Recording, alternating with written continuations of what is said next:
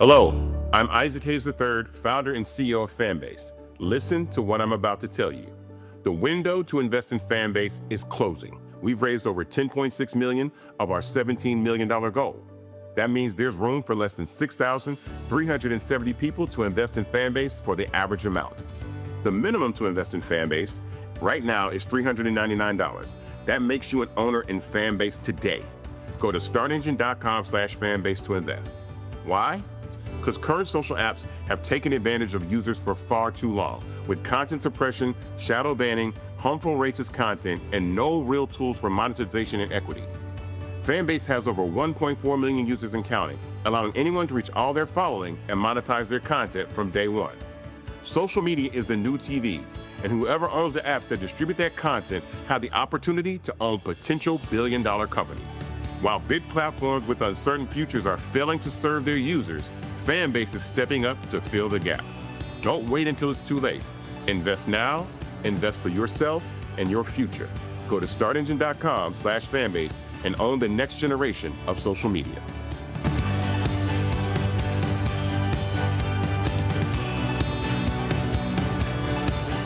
Folks, Black Star Network is here. Oh, no punches! I'm real revolutionary right now. Black power. Support this man, Black Media. He makes sure that our stories are told. Thank you for being the voice of Black America, Roland. Stay black. I love y'all. All momentum we have now, we have to keep this going. The video looks phenomenal. See, there's a difference between Black Star Network and Black-owned media and something like CNN. You can't be Black-owned media and be scared. It's time to be smart. Bring your eyeballs home. You dig?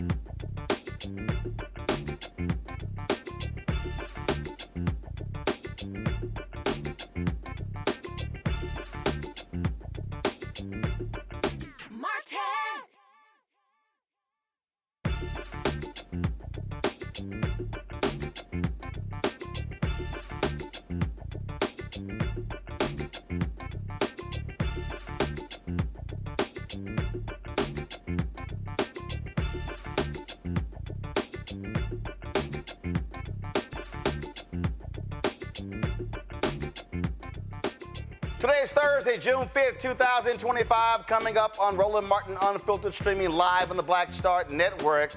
Oh, Lord, Donald Trump, Elon Musk having a throwdown. Elon says it's time to impeach his orange ass. Oh, as Keith Jackson would say, whoa, Nelly. Trump's new travel ban is back, and he's going after African countries. We will, of course, break that down as well. Plus, thousands of new moms can lose Medicaid coverage just weeks after giving birth. We'll talk to Congresswoman Robin Kelly. Also, we'll talk to hear from Congresswoman Yvette Clarke, who announced the Congressional Creators Caucus launch a news conference. We'll tell you all about it. It's time to bring the funk on Roland Martin Unfiltered on the Black Star Network. Let's go. He's got it. Whatever the biz, he's on it. Whatever it is, he's got the scoop, the fact, the find. And when it breaks, he's right on time and it's rolling. Best believe he's knowing. Putting it down from sports to news to politics. With entertainment just for kicks, he's rolling. It's on go, roll, y'all. It's Roland Martin, rolling with Roland now. He's funk, he's fresh, he's real, the best, you know he's Roland Martin now.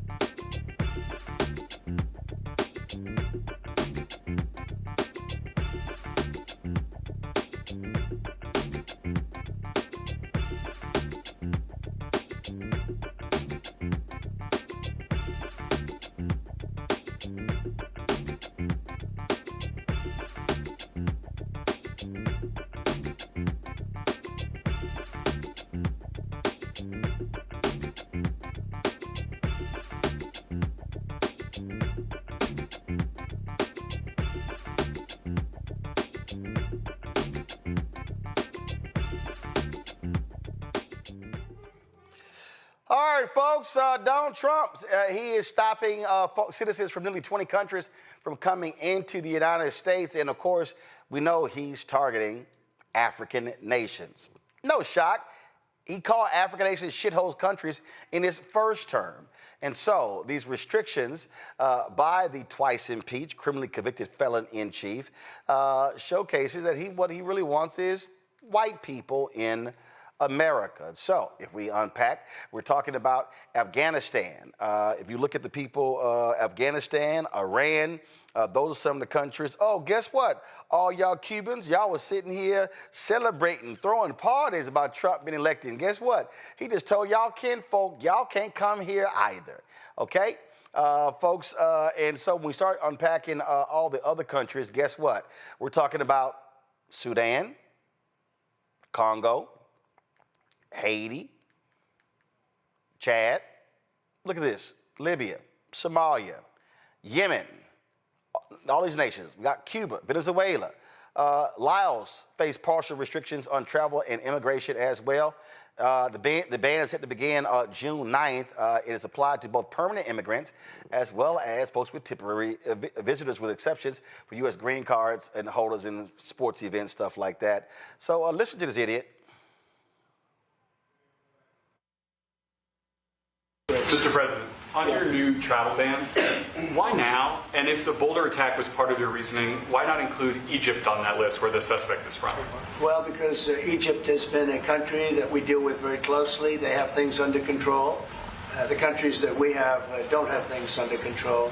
And why now? I can say that it can't come soon enough, frankly.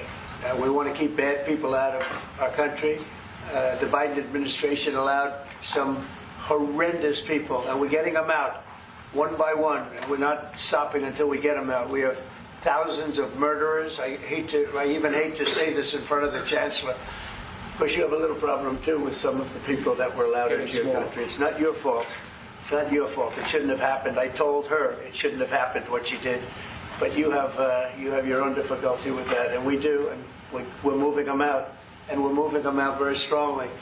But it can't come fast enough. We want to get them out. We want to get them out now. We don't want to have other bad people coming into our country. By using the word bad, I'm being nice. Well, New York Congressman, this was actually funny. He was on CNN, and he finally said what white Democrats should be saying about the truth about what's going on. Check it out. The other executive action that President Trump took tonight, banning travel from these 12 nations, restricting it partially from 7 others.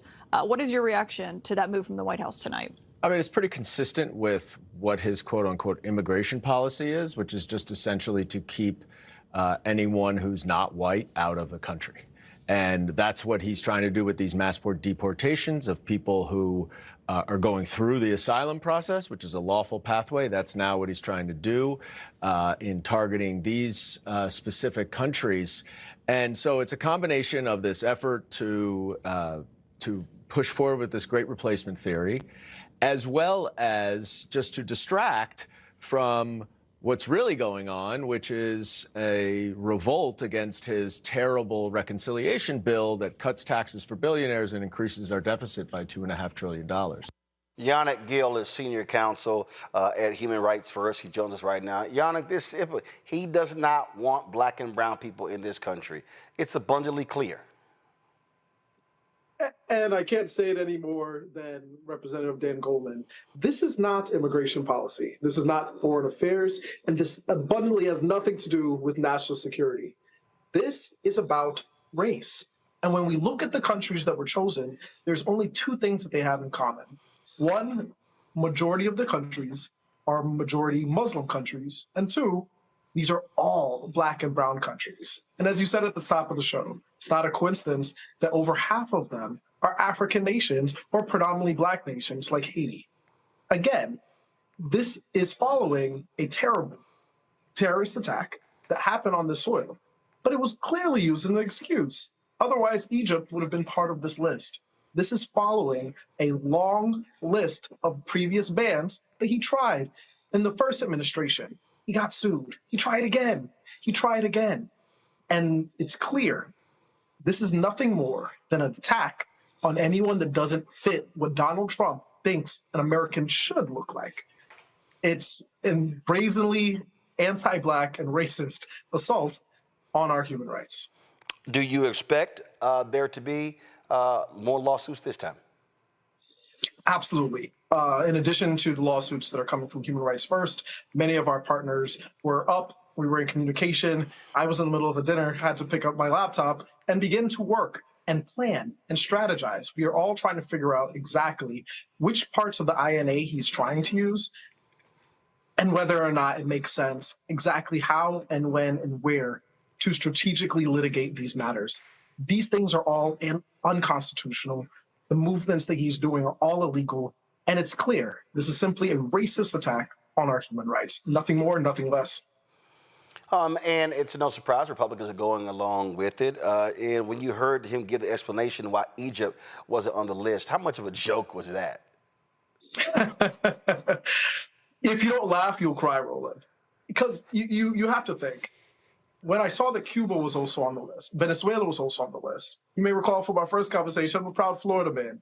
And I can't wait to speak with some of those Republican offices and just ask them, what are you going to say to your constituents now that the legal pathways that they're always lauding, the same legal pathways that they say you should be taking, are now further being crumbled? This is only going to hurt asylum seekers. These are going to hurt refugees, people trying to get student visas. These aren't criminals. These are people attempting to do things through existing legal pathways that Trump is, again, shutting down if you have too much melanin.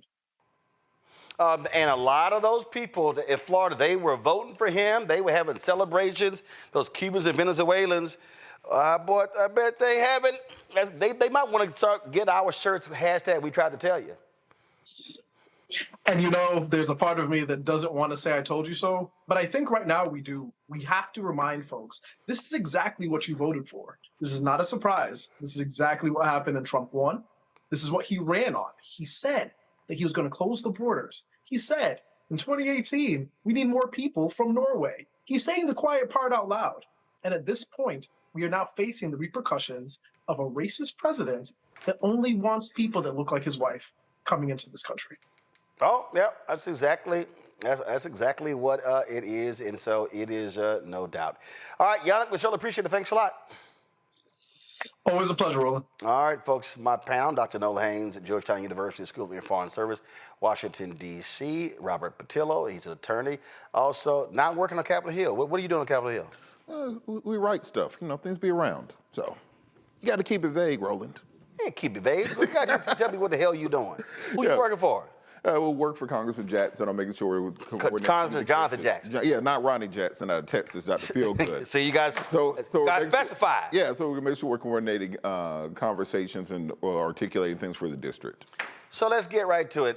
Noel, I want to start with you. I mean, you look at these countries, it's targeted black people. And they're like, again, we tried to tell these people what was going down, but nah, they ain't want to listen.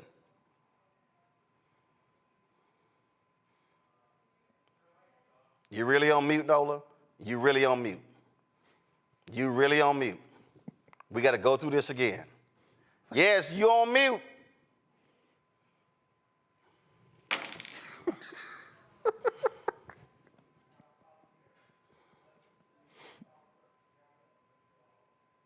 We're just going to go to Robert while Nola's trying to figure out what she's doing with her laptop. Robert, I mean, this is a clear target. Yeah, finally. Look, tell your audience this is a new system. This is a whole new system, y'all. Don't let him sit there and play with y'all. It's the same laptop your ass been using for the last year. No, it's not. This is brand new. Well, guess what? Read the manual. Send it to me. No, read your manual. Can I finish now? Hell, you didn't even start. Travel bans. You didn't even start. I wish I could have asked Yannick a question because I wanted to ask him a question about the Supreme Court. In 2017, the Supreme Court told Donald Trump that the bans were legal on the grounds of presidential authority. So I'm curious as to what the new approaches would be for this extension of the travel bans. And this is what makes it very interesting, is that it's an extension of the 2017 and 2020 travel bans, right? And so while all the lower courts, like Yannick said that it was completely illegal, that it was racist, it was biased, the Supreme Court the Supreme Court said, well, he can pretty much do what he wants to do. And then the second thing I want to point out, this is also on the heels of the second round of Afrikaners coming to the United States. I think they just got here yesterday. So it is very clear who Donald Trump thinks are good people and who he thinks are bad people. And clearly, if you have any melanin in your skin, you are automatically deemed a bad person. Robert, one of the countries is Sierra Leone, and there's a certain black actor from Houston who is big time MAGA.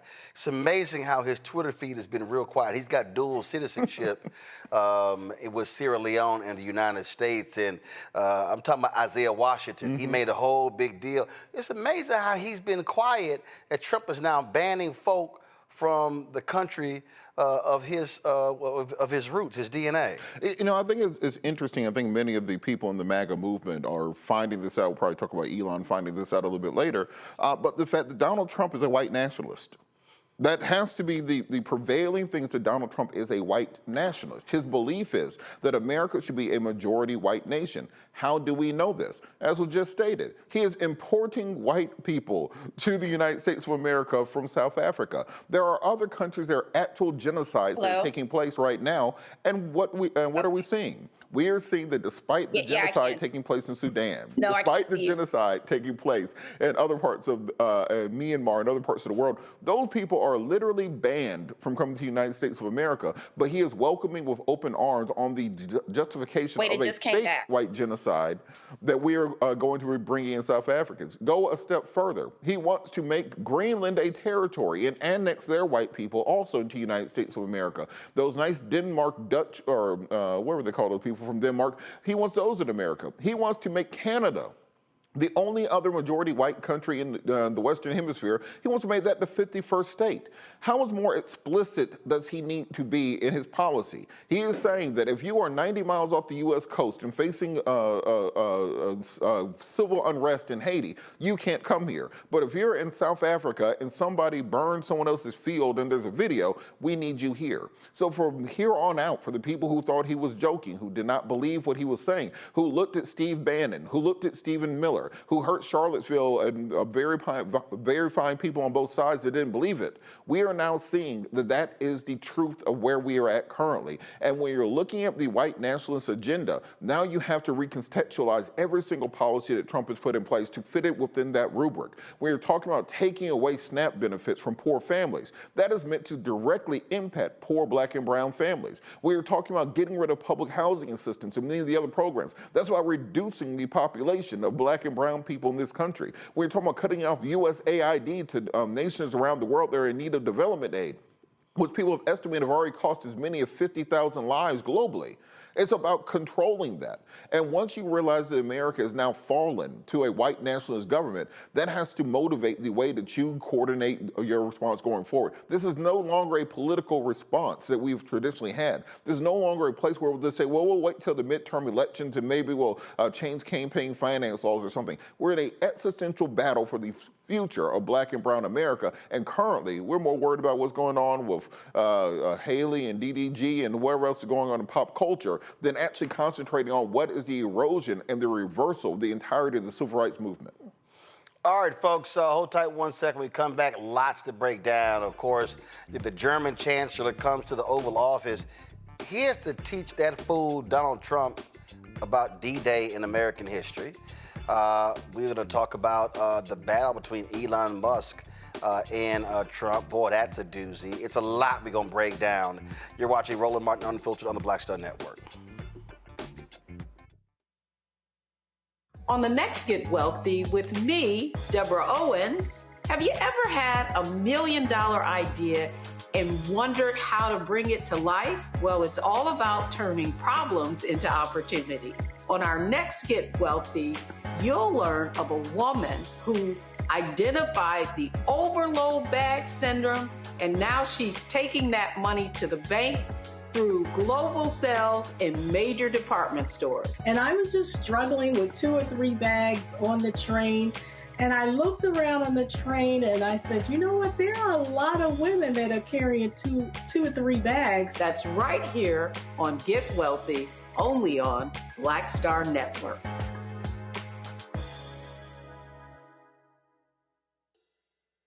This week on A Balanced Life with Dr. Jackie, we're talking all things faith, family, and fatherhood. Men step in and out of our lives in a variety of ways as fathers, uncles, cousins, and different ways in which we enjoy their company and presence, and in other ways when they get on our nerves. This week on our show, we'll be talking about what it means to be a father, how women can support the men in their lives, as well as how do we heal the wounds that we've had from poor conversation, lack of desire, and all of the other ways that we sometimes as women check out and cause our men to feel emasculated. That's all this week on A Balanced Life with Dr. Jackie.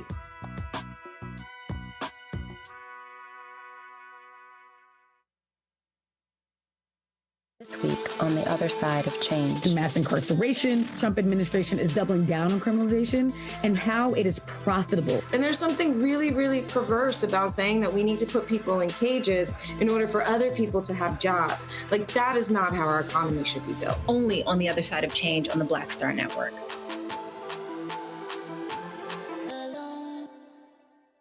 Next on The Black Table with me, Greg Carr.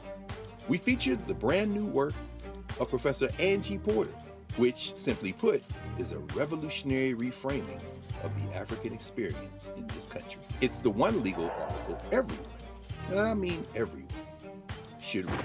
Professor Porter and Dr. Valeethia Watkins, our legal roundtable team, join us to explore the paper that I guarantee is going to prompt a major aha moment in our culture. You crystallize it by saying, who are we to other people? Who are African people to others? Governance is our thing. Who are we to each other? The structures we create for ourselves, how we order the universe as African people. That's next on The Black Table, here on the Black Star Network.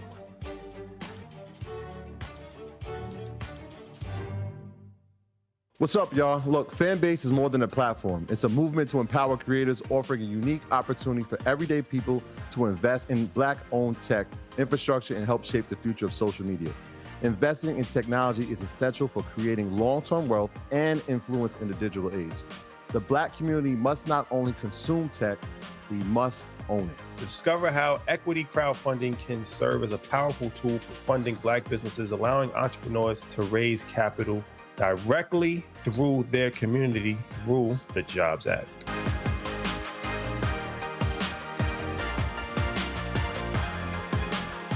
Hatred on the streets, a horrific scene, a white nationalist rally that descended into deadly violence. White people are losing their damn minds. As an angry pro-Trump mob storms the U.S. Capitol, We're about to see the rise of what I call white minority resistance. We have seen white folks in this country who simply cannot tolerate Black folks voting. I think what we're seeing is the inevitable result of violent denial. This is part of American history. Every time that people of color have made progress, whether real or symbolic, there has been what Carol Anderson at Emory University calls white rage as a backlash. This is the rise of the Proud Boys and the Boogaloo Boys. America, there's going to be more of this. Here's all the Proud Boys, guys. This country is getting increasingly racist in its behaviors and its attitudes because of the fear of white people. The fear that they're taking our jobs, they're taking our resources, they're taking our women. This is white fear.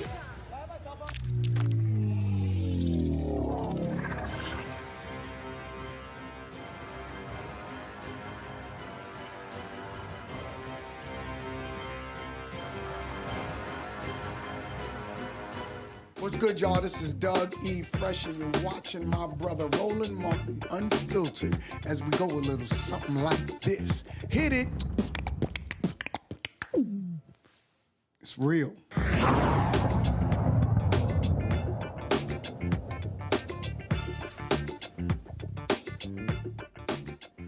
All across the country, the parents of students enrolled in Job Corps, folks 18 to 24, have been shocked and stunned as their children have been released from the program, literally ordered to come pick their stuff up after Donald Trump whacked the Department of Labor's budget. Well, last night, a judge stayed that decision. Congresswoman Maxine Waters had this to say outside of one of those centers. I care about you. I care about children who don't have any place to sleep at night, who are sleeping out of their cars, trying to go to school, trying to go to Job Corps. I care about mothers who don't know where the next food is going to come from. I care about fathers who are crying because they can't get employed. They're discriminated against. I get this. I understand this. And if I sound a little mad and angry, hell, I know how to be angry. I know how to be nice, but I know how to be angry too. You know what I'm saying? Sometimes you just got to show it. And sometimes you got to make believers out of people and let them know that you're not going to take it sitting down, that you're in this fight. We are in this fight, and we're not going to stop. Trump thinks he's a king.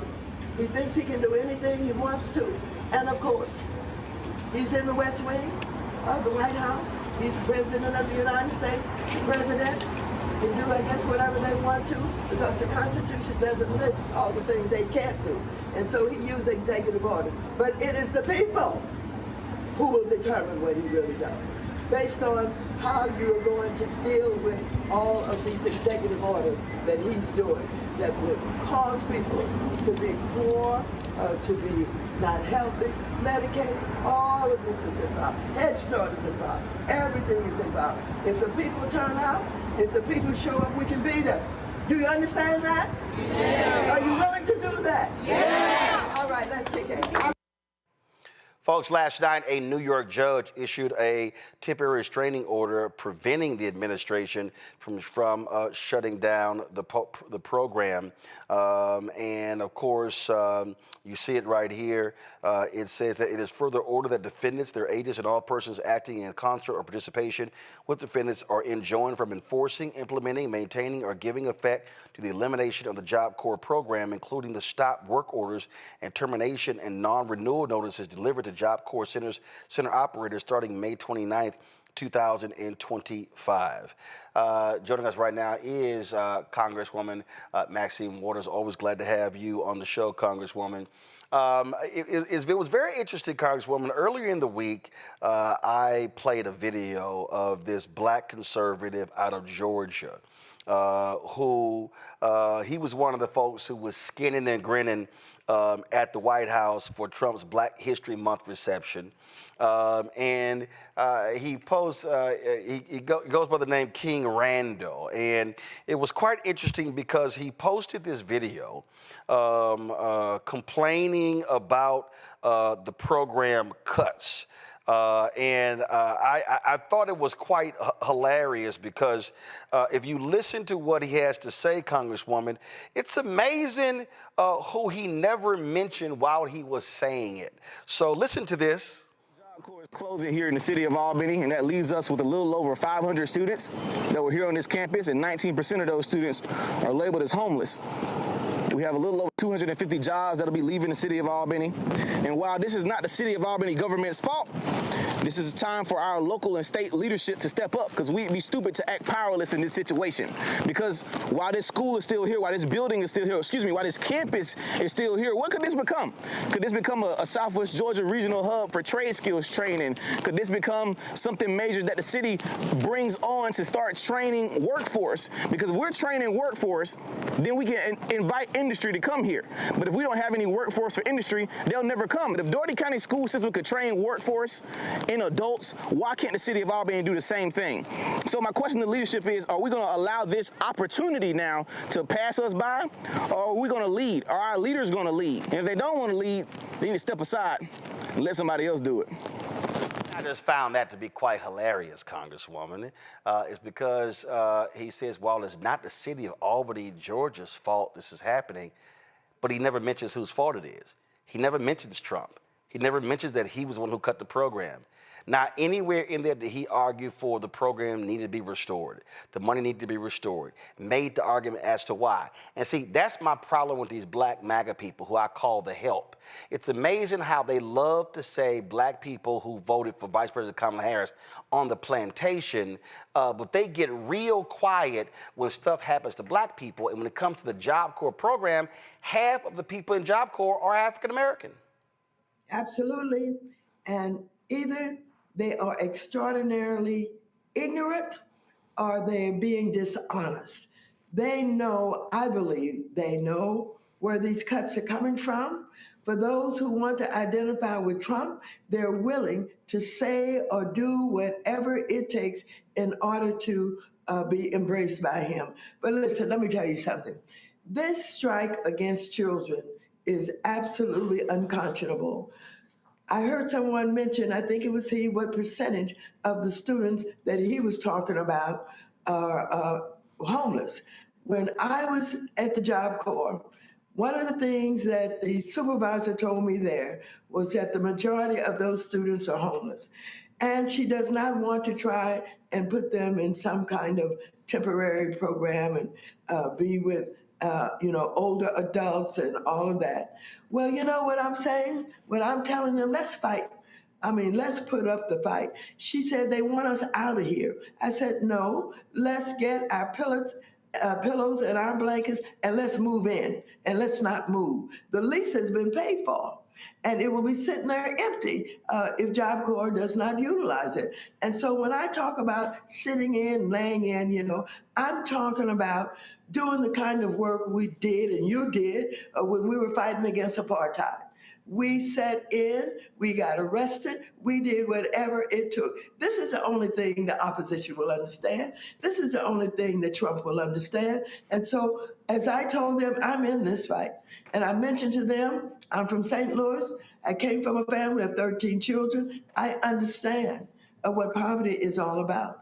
I understand what it is not to know exactly what's going to happen to you, whether or not you're going to have a place to live, et cetera, et cetera. So we got to fight. We got to be in the street. We've got to be willing to take it on with everything that we have. You talked about homeless. This is a tweet from a woman. She posted this. She said, Job Corps actually saved my life. I was at the end of the road and had nowhere else to turn to. I couldn't afford to finish college. I was homeless at 17, working meaningless part-time jobs. This is the reality for so many people at Job Corps. And of course, she posted these photos right here of her being in the Job Corps. And let's be perfectly clear, Job Corps had some problems. There were some significant problems that had to be addressed. But is it smart to completely shut something down, or do you try to fix it? Well, you know the answer to that. Whenever you are organizing big operations, there are going to be problems. There are going to be mistakes. There's going to be all kind of obstacles that get in the way of being able to do big things. Job Corps is a big thing. Started in 1964 under Lyndon Baines Johnson. It has turned so many people around. It has helped so many young people. It has created new opportunities to get back in school, to have a career, to look forward to being able to earn a living and a living for your family and all of that. And so Trump is out to undermine our success, the success of people of color and Black people in particular, and brown people, et cetera. He has made it very clear.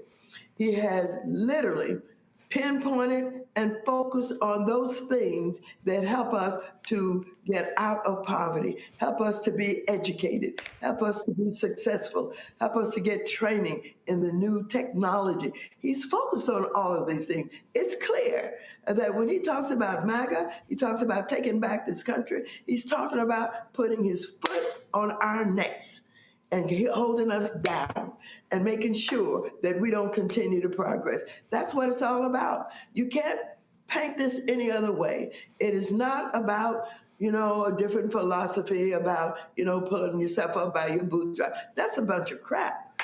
It's about whether or not you have opportunity, whether or not you're treated fairly, whether or not, what goes on in the selection of individuals, whether it's to enter jobs or to move up or to be on the board. It's about whether or not you're going to be fair and you're going to look at people in different ways instead of looking and saying, that person doesn't deserve this job. I don't want that person to have this job. I'm a racist. I'm against people of color being equal to me, as some whites would say. And so, Roland, we know this fight. You've been in this fight, and we know that we've got to confront it even in stronger ways than perhaps was confronted in the past. Thank God for the civil rights movement that taught us to hit the street, that taught us to be able to take the blows. Now, I want to tell you, Dr. Martin Luther King was a wonderful human being, practiced nonviolence. We're not a violent people. Trump is trying to goad us into violence. He is trying to get us into a point of anger and disgust that we hit the streets in a way that he can call in, the National Guard and be involved in, civil war. I know what he's trying to do. And so we've got to be smart. We've got to know how to fight.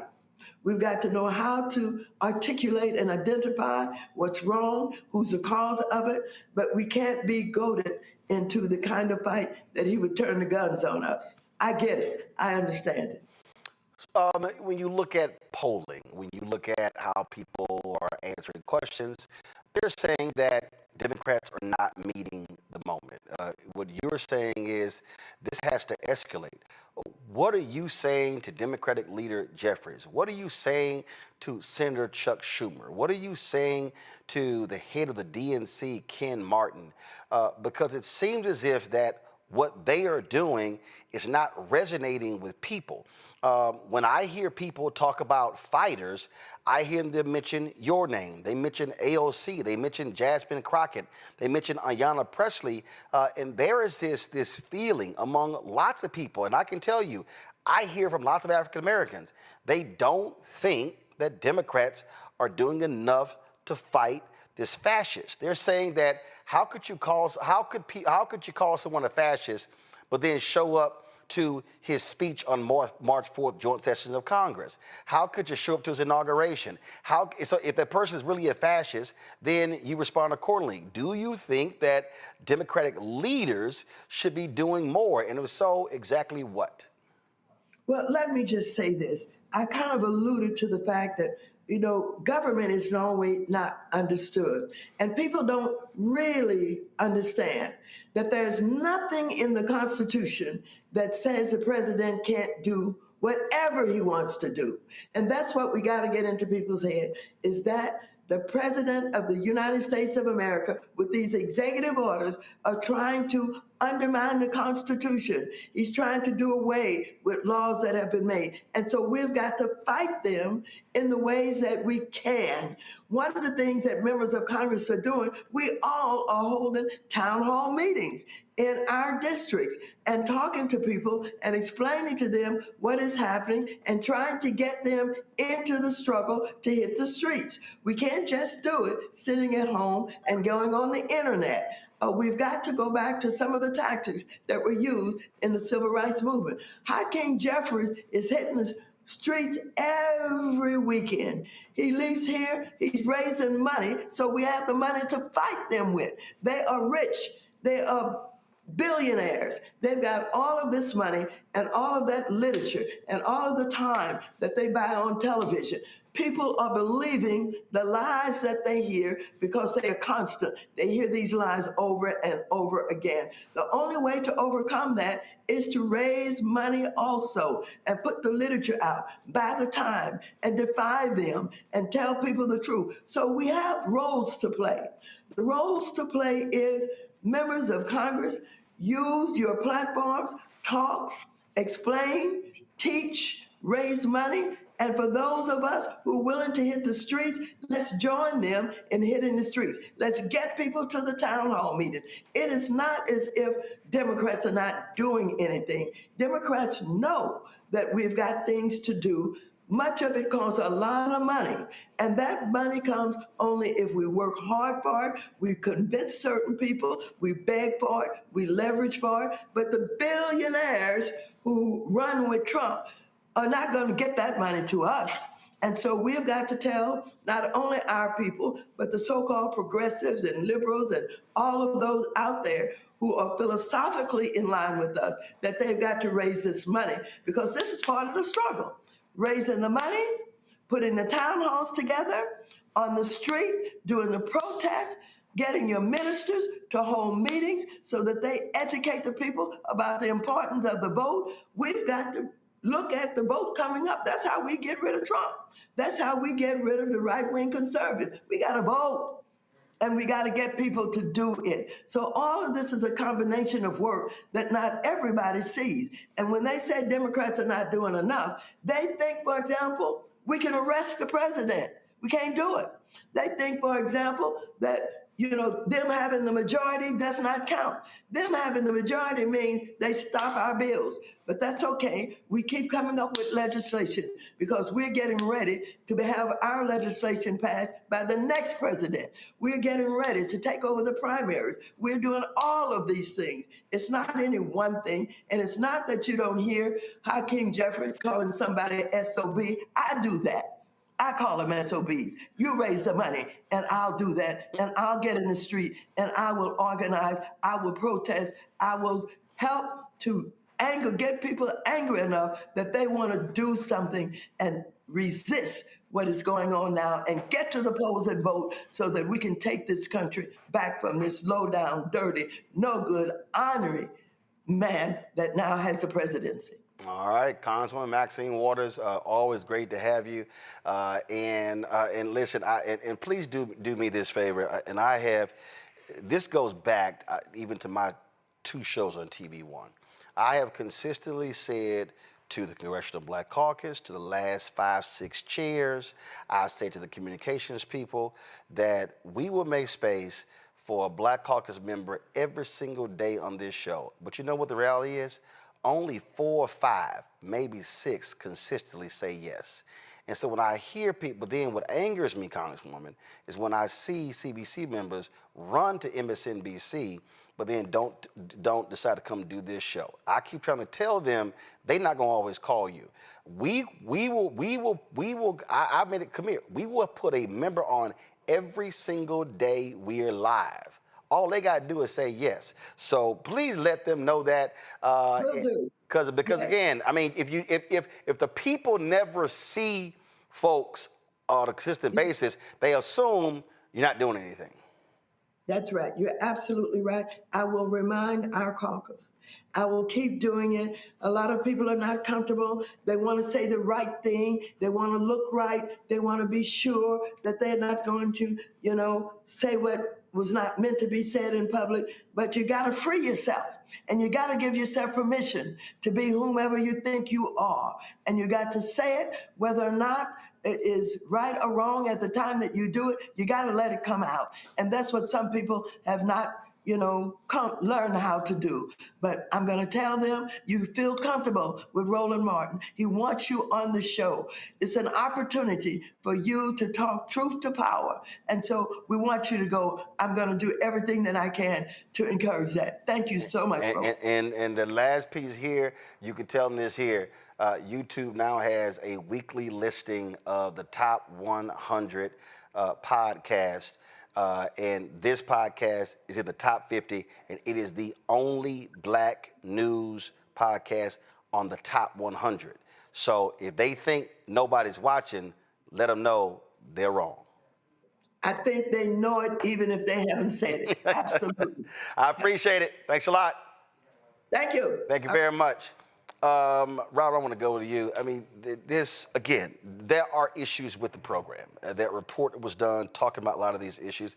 But when you're dealing with troubled youth, you're going to have troubles that comes with it. But then you got this fool running around here. Somebody, matter of fact, there are different clips. Somebody posted this clip here. Here's this fool in the Oval Office. This is when him and Elon were getting along, talking about how we need to be shifting money to trade schools. Listen to what the fool says. Every 3 days we find another $100 million that was given. 2 days ago we found $200 million more. The money's given to them like gravy. I'd like to see the money go to trade schools, where people learn how to fix motors and engines, where people learn how to build rocket ships.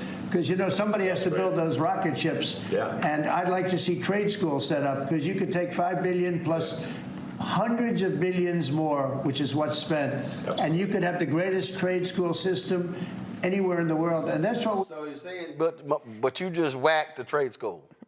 I want people to understand something when President Trump says things. He's lying.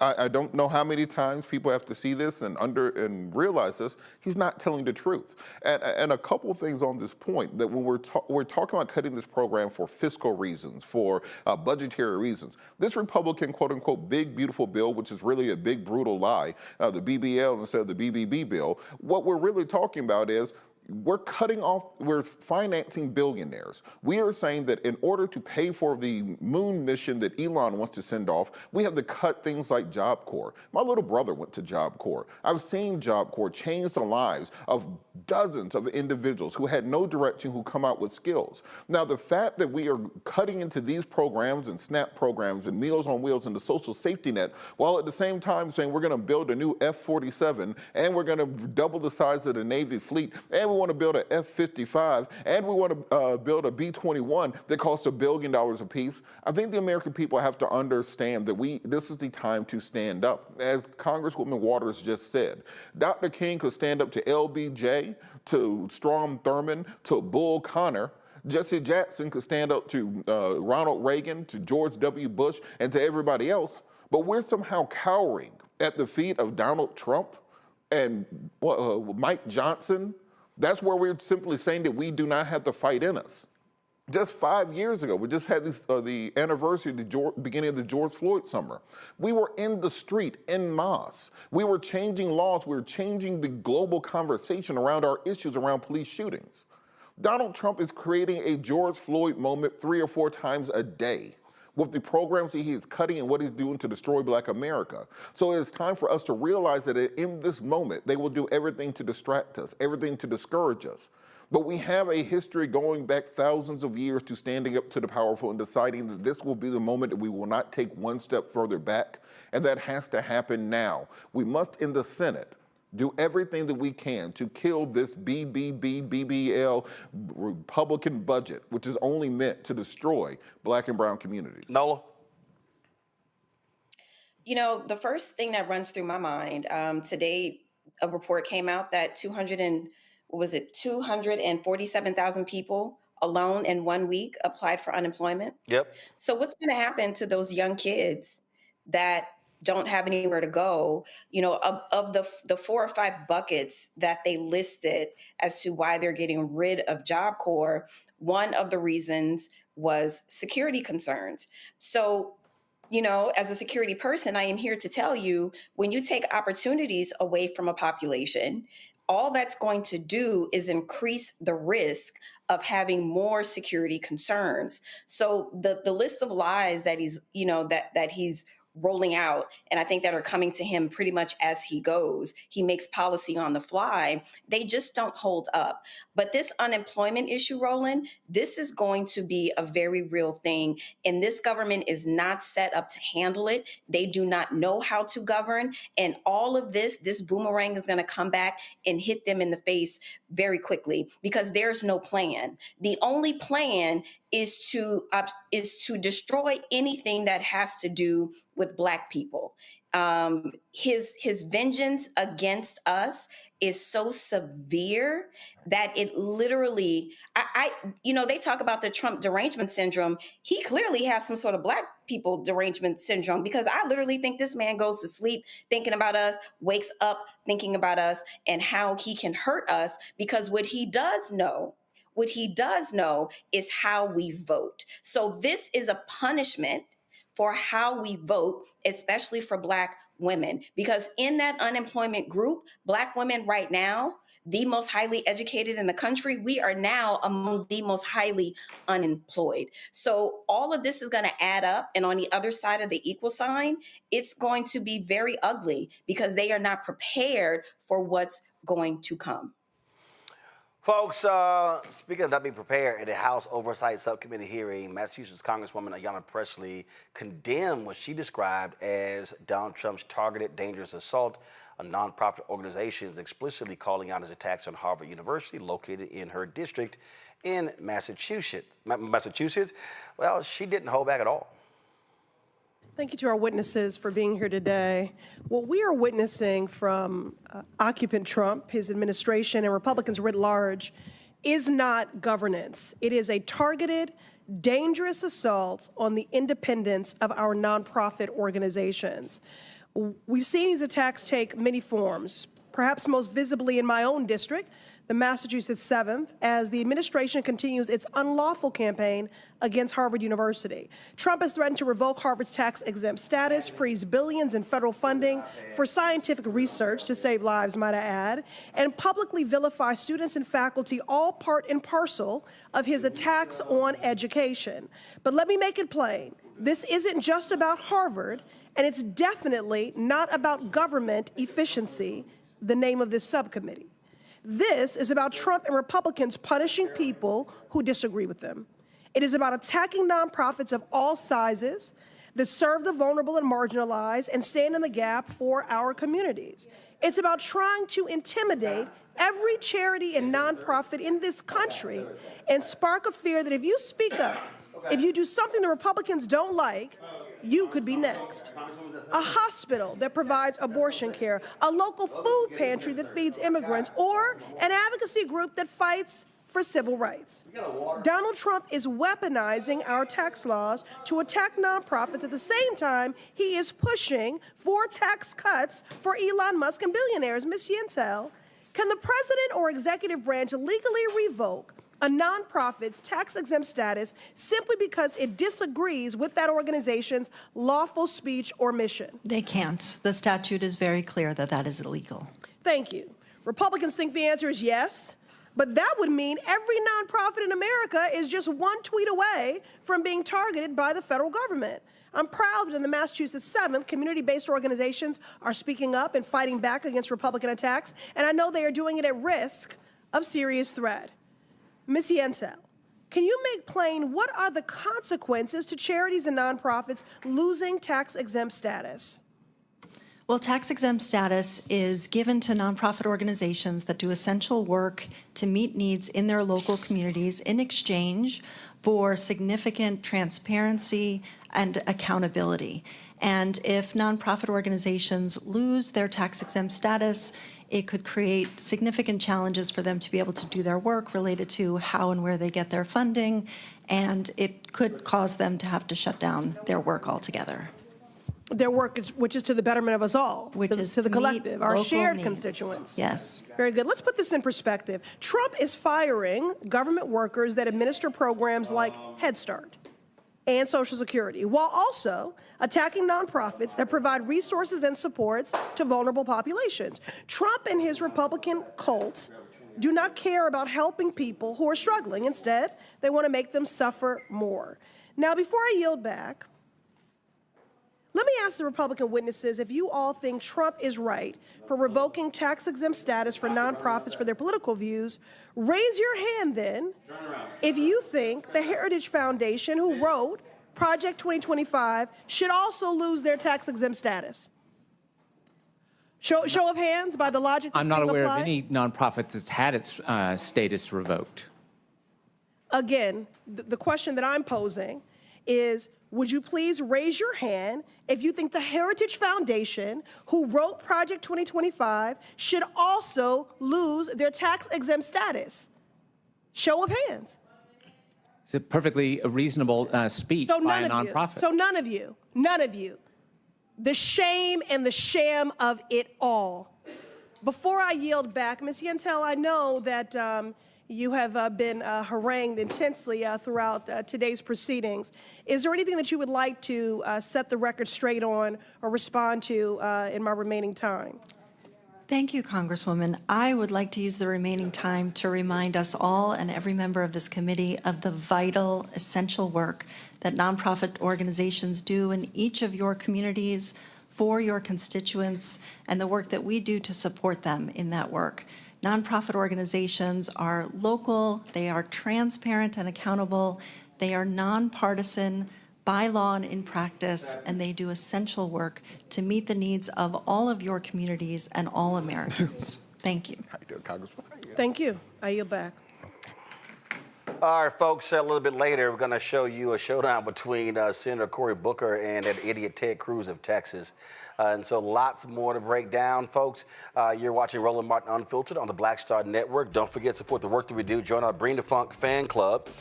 You, of course, can support the work. And again, it's all about the work. And first and foremost, if you want to join via Cash App, use the Stripe QR code. You see it right here. Or go to blackstarnetwork.com for that QR code. Then you can also send check and money order to P.O. Box 57196, Washington, D.C. 2003 7-0196. PayPal R Martin Unfiltered, Venmo RM Unfiltered, Zelle, Roland at RolandSMartin.com, Roland at RolandMartinUnfiltered.com. We'll be right back. Next on The Black Table with me, Greg Carr, we featured the brand new work of Professor Angie Porter, which, simply put, is a revolutionary reframing of the African experience in this country. It's the one legal article everyone, and I mean everyone, should read. Professor Porter and Dr. Valencia Watkins, our legal roundtable team, join us to explore the paper that I guarantee is going to prompt a major aha moment in our culture. You crystallize it by saying, who are we to other people? Who are African people to others? Governance is our thing. Who are we to each other? The structures we create for ourselves, how we order the universe as African people. That's next on The Black Table, here on the Black Star Network.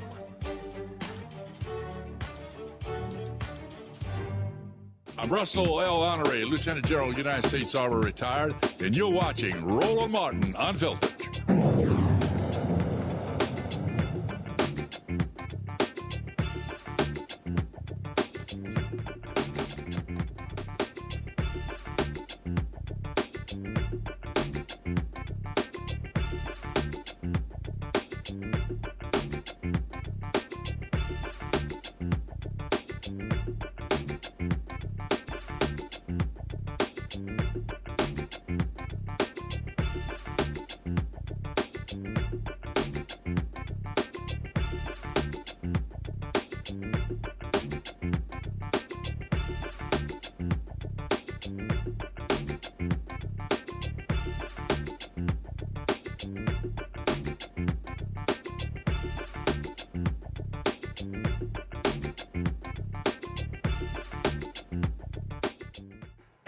Millions of Americans, especially black women, Medicaid is more than just a program. It is a lifeline. It covers nearly 40% of all births in the U.S., often the only access to care many mothers have. Now, federal law guarantees just 60 days of postpartum coverage, and in states that haven't expanded Medicaid, that coverage can disappear right when the mothers need it the most. Now, Congress took a step forward, making it permanent for states to extend that coverage to a full year, but not every state has signed on. Now, a Republican-backed House budget threatens to slash Medicaid by $880 billion. Now, what's crazy is that they still swear they're not trying to cut Medicaid, but everything says they are trying to cut Medicaid. Illinois Congresswoman Robin Kelly joins us in studio. Glad to have you back here. And that's the thing that cracks me. Like, I've seen interviews on other networks. I've seen speeches. Oh no, we're not trying to cut Medicaid. I mean, Speaker, I'm gonna find a clip. Speaker Mike Johnson, Democrats, they're just lying. That's not what we're doing. So what the hell are they doing then? Well, I was in the 26.5-hour markup in Energy and Commerce, and I'm on the healthcare subcommittee. That is what they're doing. They're lying, like you said. And it's, you know, Speaker Johnson, he comes, you know, Mr. Christian man, and then he's defending, you know, the most evil, cruel man, I think, on the earth. And it's just absolutely ridiculous. No, they're cutting. And in my district alone, out of 753,000 people, 300,000 people will lose their health care. Right next door to me, Jonathan Jackson, I think about 260,000. So just our two districts alone, almost 600,000 people will lose their health care. We actually played a clip during that markup of one of the CBC members who was literally reading off how many people in each Republican district had Medicaid, and it was anywhere from 20 to 40%. Oh, their districts, their people will lose more than ours. Because they represent a lot of broke white people. See, the reason I keep putting it that way, because anytime we talk about poverty in this country, people automatically think black. But the reality is, the Republican Party represents a lot of broke white people. And my district is urban, suburban, and rural, so I know you're right. Yeah, I have 4,500 farms in my district, so you are correct. Their folks will lose more than us, but you know. So how do you get them though to understand that? Because it trips me out anytime election comes around, and you will see these folks who will challenge black folks. Dems ain't done nothing for y'all. Why you voting against your interests? And I'm sitting there going, West Virginia is the brokest, most illiterate, federally dependent state in the union, and they vote solid red. And I'm like, they vote against their interests every single election. Mississippi, yeah. I mean, they don't, I don't know what it is. Well, I think it's fear, prejudice. I think that plays a big role into it. But even the Congress people, why are you in office if you're not there to uplift people? Why are you doing this? Because they're scared too. You know, they're scared of primaries. They're scared of retaliation. It's absolutely ridiculous. I mean, I say every day, I'm not going to use this word, but it's so unbelievable and outrageous that they're doing this. This is the one that gets me here: fraud, waste, abuse. Fraud, waste, abuse. And so here's Mike Johnson saying that. And on the flip side, I want to ask, have they still identified it? Y'all listen to this here. No one has talked about cutting one benefit in Medicaid to anyone who's duly owed. What we've talked about is returning work requirements. So, for example, you don't have able-bodied young men on a program that's designed for single mothers and the elderly and disabled. They're draining resources from people who are actually do that. So if you clean that up and shore it up, you save a lot of money and you return the dignity of work to young men who need to be out working instead of playing video games all day. We have a lot of fraud, waste, and abuse in Medicaid. Just one tiny example. The estimate is $51 billion a year in Medicaid is lost to fraud. That's unconscionable. We now have, with the DOGE efforts and with new algorithms and with new oversight responsibilities and opportunities, we have ability to carve that out. We have a responsibility to do it. That estimate by some people, some estimates say that is very low. It's actually much higher than that. So we're. Have you seen any evidence of that? No. And Democrats care about waste, fraud, and abuse. There ain't that much waste, fraud, and abuse. That's their 3 code words. Like, my whole deal is like, if you say, okay, show me. No, they haven't shown us. In fact, out of all that nonsense Elon was talking about, $2 trillion in cuts, they couldn't even find $100 billion. He just said there were $51 billion in Medicaid. So Medicaid would have been responsible for half of the fraud. And we got algorithm. Show me. They haven't shown us a thing. Like I said, I was in committee for 26.5 hours, stayed up 25 hours when we were all fighting back in the Rules Committee. They haven't shown a thing. As was said, they're lying. Just to keep it simple. What do you make of your members on the other side? Y'all have nice terms. Y'all have to use, the gentle lady. I'm sorry, I could never be in Congress because if Marjorie Taylor Greene was talking. I've never used that. And I literally be like, crazy ass over there. That's what Ro be doing. They be gaveling me all damn day. But the thing that gets me is to listen to now these fools, I ain't know that was in there. So you openly admitting you didn't read it. But then you defending your vote for it, but then say, man, we hope the Senate fixes it before it comes back to us. The House Dems are fighting with the Senate Republicans. They do not agree. And of course, some of the Senate Republicans want more cuts. And then some are saying, Josh Hawley, political suicide, but he is saying it's morally not right. And then we'll see what Susan and Lisa Murkowski do. But they're not agreeing with each other. And as you see, Speaker is still defending the bill. So we'll see what happens. We'll see what happens. What do you want folk watching and listening to do? Because the reality is, yes, it passed the House, but it has to go through the Senate. It may not pass. If it does, it's going to be a totally different bill, which then goes back to the House. Now you have the reconciliation process before they have to then vote again. And folk at home need to be doing something. Yes. This is no time to stay on the sidelines.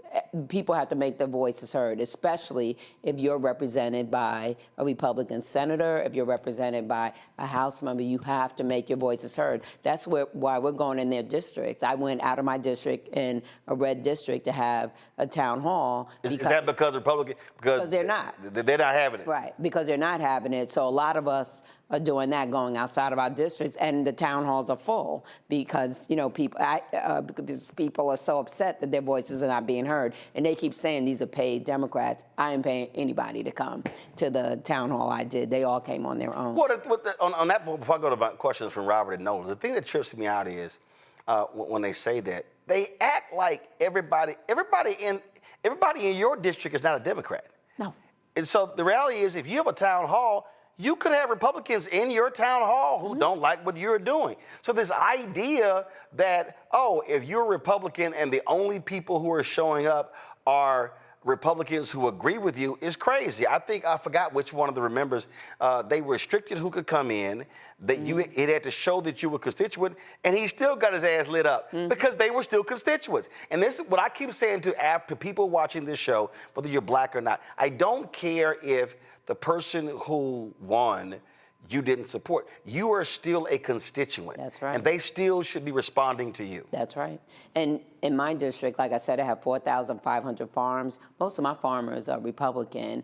And there's a lot of buyer's remorse. They've been in my office. They're getting killed by, no more USAID, the tariffs. And if, this happens with SNAP, they said $230 billion, but it's $313 billion. So people can't eat. They don't go to the grocery store. So whatever grocery stores you stop at, they won't have as many people shopping and they won't buy as much food from the farmers. So we're all connected. You know, the people, corporate, the farmers, people will get laid off from the grocery stores because there won't be enough work. So, yeah, we can't keep saying the other person because eventually all of us are going to be the other person. And look, I know you too nice. I know you way too nice. See, again, this is another reason why I could never, ever be elected, because I'm petty. No, I'm petty. No, if one of them farmers walked in my office, I'd be like, who your ass vote for? They admitted it. And then that's when y'all show the shirt. So we got 3 shirts we have on the show. Go ahead, pull the graphic up. One of our shirts is "Don't Blame Me, I Voted for the Black Woman." Yeah. That's one of them. The other one is Project 2025, Project Crossed Out. We got FAFO 2025. And the other one is MAGA chose between woke or broke. They chose broke. That was an Anthony Scaramucci quote. I had to put it on a T-shirt. But again, that's the thing that kills me. Oh, so y'all voted for him, and the fool told you he was going to do the tariff game again. And y'all didn't remember that it cost us $25 billion last time for the tariffs. There were farmers that actually were filing for bankruptcy. And so now after the fact, now you complain about the tariffs because you're getting killed. Now you complain about Medicaid. Now you complain about they want to kill Affordable Care Act and you ain't got no health care. Now you want to complain about SNAP, they want to cut that, but you voted for them. And now they're asking you, oh, please, Congresswoman, please, can you save me? But everyone says we didn't think he was going to do it.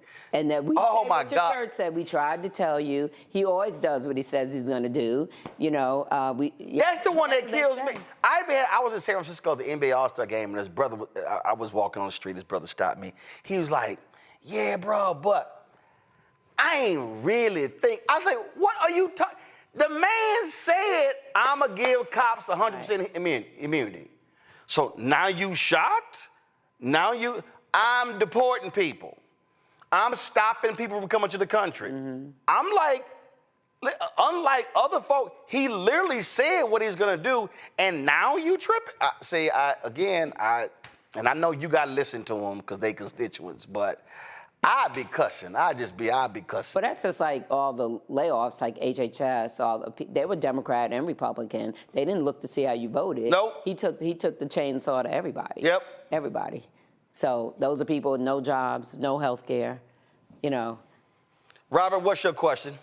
Congressman, you do an outstanding job representing your district. It's an honor to be on with you. Man, stop sitting here saying all that stuff. You work for Congressman Jonathan Jackson. Hell, she already know that. You She's outstanding. Oh, my God, you're doing an amazing job. That's how you do an amazing job. Lord, I'm saying that because it's going to be a hard question. You butter me up. Exactly. That's the idea. Roland can't let anybody else just do the butter. So when we talk about these Trump policies, you mentioned the fact that so many farmers in your district are going to be deleteriously affected by it. When you look at the largest import and export partners of Illinois, it's Canada and Mexico. When you look at much of the economic traffic that goes through Illinois, we're talking about China. If Trump's tariffs just went into place, he's already changed his tariff policy over 53 times in his first 130 days.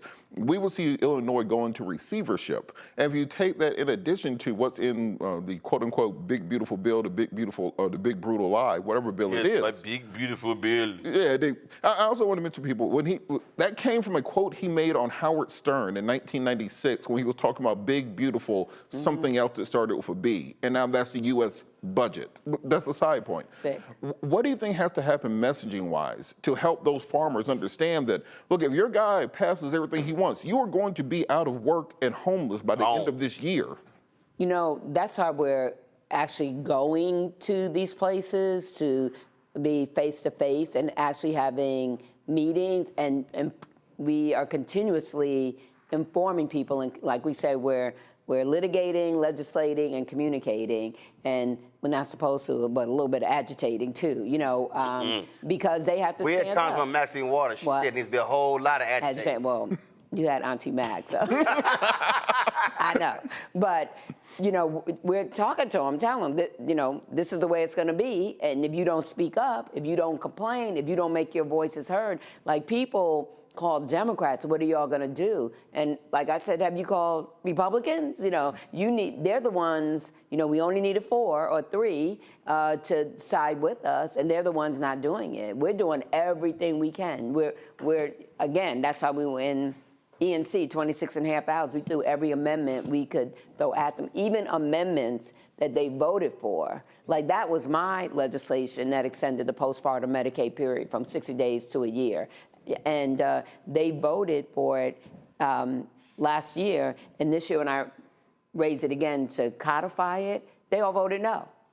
So stuff they voted for because Elon Musk told them to. Elon Musk told them to take it out the bill. So, you know, there's a part, and again, like Roland said, you can't say it, but like I'll say some people say maybe people have to live in there. And well, what I've said on the show, what I've said, I said this really after the inauguration. I literally said, I hate to say it, I hate that we have to deal with it, but some people are going to have to get fired. They're going to lose. They're going to have to live through and experience the results of their stupidity with how they voted. For them to then go, damn, maybe I should have. We've had a lot of buyer's remorse. Maybe Kamala wasn't so bad. We've had a lot of buyer's remorse. So many members have said that. People calling us. And just real quick follow-up on that point. You mentioned that the Republicans were only able to pass this, this big, brutal lie by 1 vote. And that's because 8 of the last 10 members of Congress to die in office have been Democrats. Right. Can you speak to the need for generational change, both in the House and in the Senate, and the importance of kind of bringing in new blood that will be able to advocate zealously and be there when there's a 1-vote majority?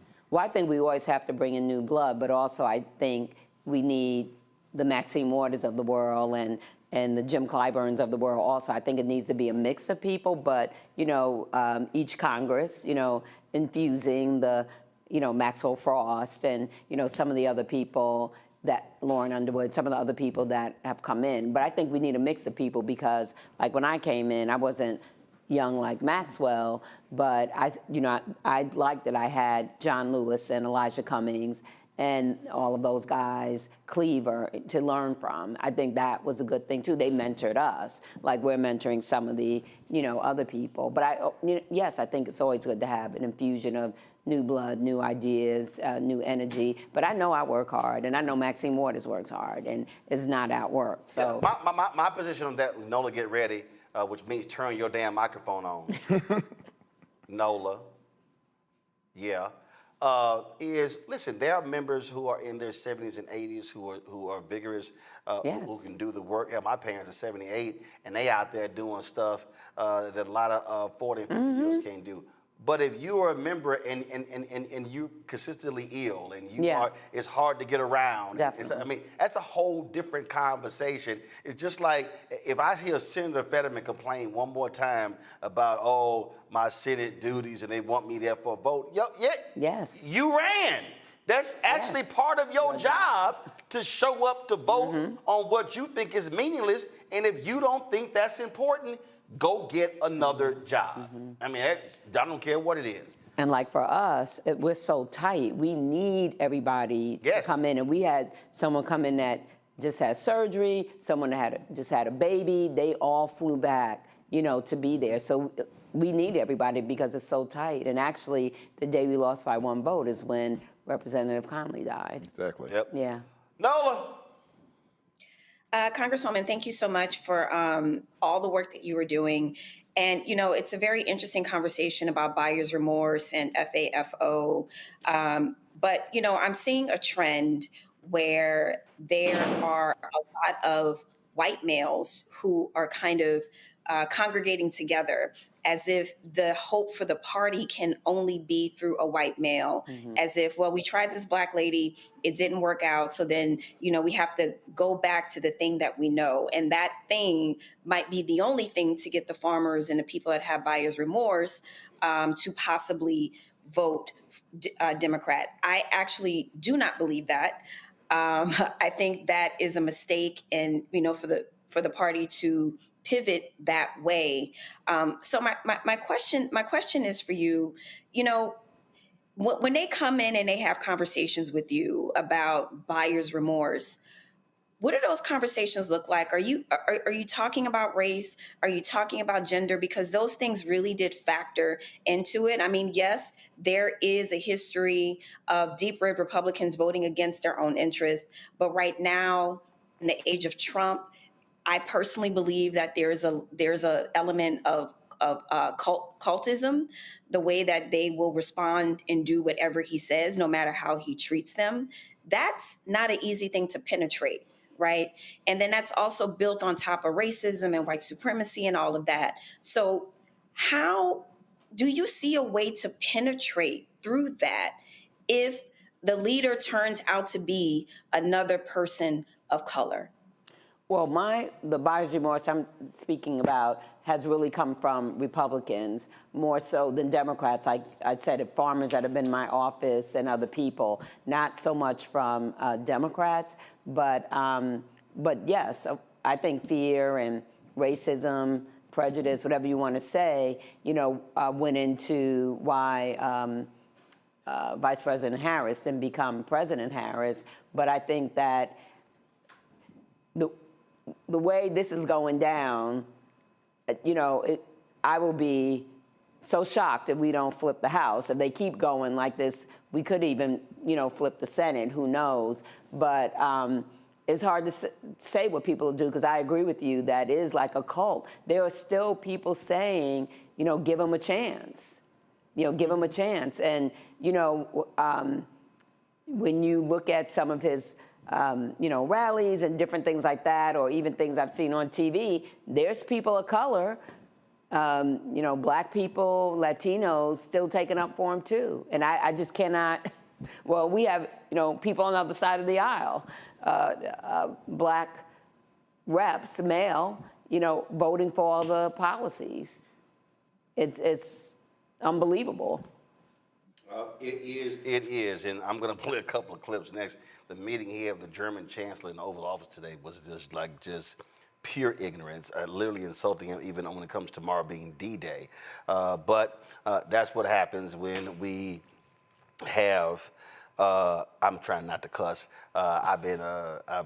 It's like it's You've been like good. You've been good. No, I know, but I was like, I travel around the country and folks be like, Roland, you got to stop cussing. I'm like, yeah, but anytime I bring up that twice impeached, criminally convicted felon in chief, cuss words just flow. So I asked it well, folks, again, y'all have y'all homework when it comes to this, what you call it, the BBL? Yeah, the big brutal lie. Okay, all right. It is sucking out everything from the poor and injecting it into the back pockets of the rich. So y'all know what the work y'all have to do. Congresswoman Robin Kelly, we appreciate it. Thanks a lot. Thank you for having me. All right, folks, got to go to break. We come back. I'm going to show y'all some of that craziness in the Oval Office with the German Chancellor. Also, Senator Cory Booker, let's just say he was a little fired up in responding to that crazy fool, Ted Cruz of Texas. Damn, I can't stand.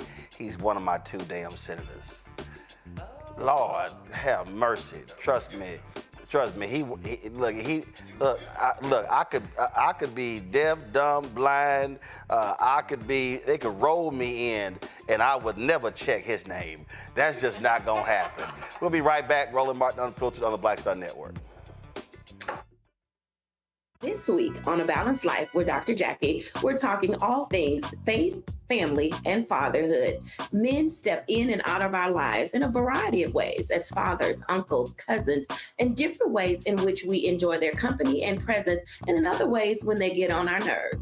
This week on our show, we'll be talking about what it means to be a father, how women can support the men in their lives, as well as how do we heal the wounds that we've had from poor conversation, lack of desire, and all of the other ways that we sometimes as women check out and cause our men to feel emasculated. That's all this week on A Balanced Life with Dr. Jackie. Next on The Black Table with me, Greg Carr, we featured the brand new work of Professor Angie Porter, which, simply put, is a revolutionary reframing of the African experience in this country. It's the one legal article everyone, and I mean everyone, should read. Professor Porter and Dr. Valencia Watkins, our legal roundtable team, Join us to explore the paper that I guarantee is going to prompt a major aha moment in our culture. You crystallize it by saying, who are we to other people? Who are African people to others? Governance is our thing. Who are we to each other? The structures we create for ourselves, how we order the universe as African people. That's next on the Black Table, here on the Black Star Network.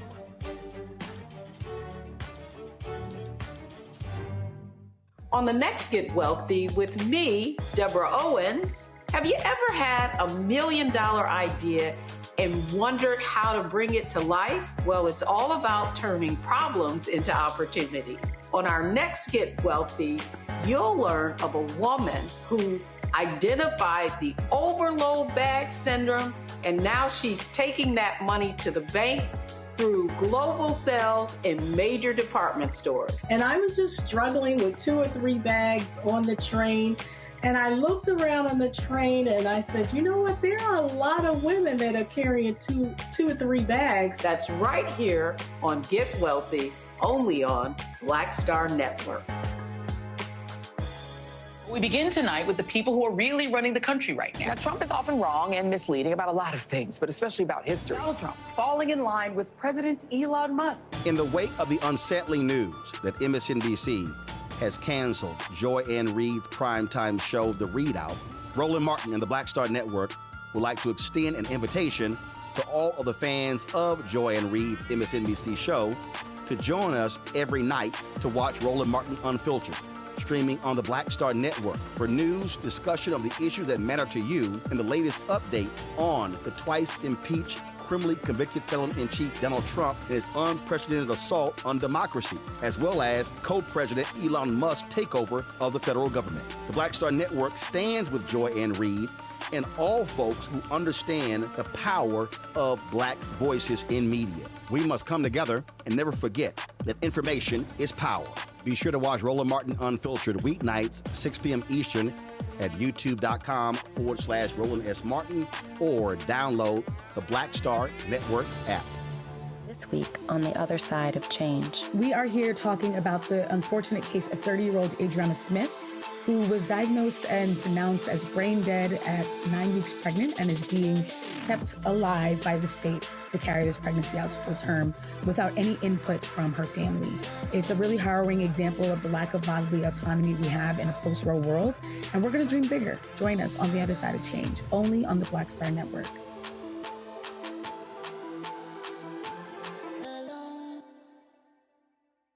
This is Tamala Mann. And this is David Mann. And you're watching Roland Martin Unfiltered.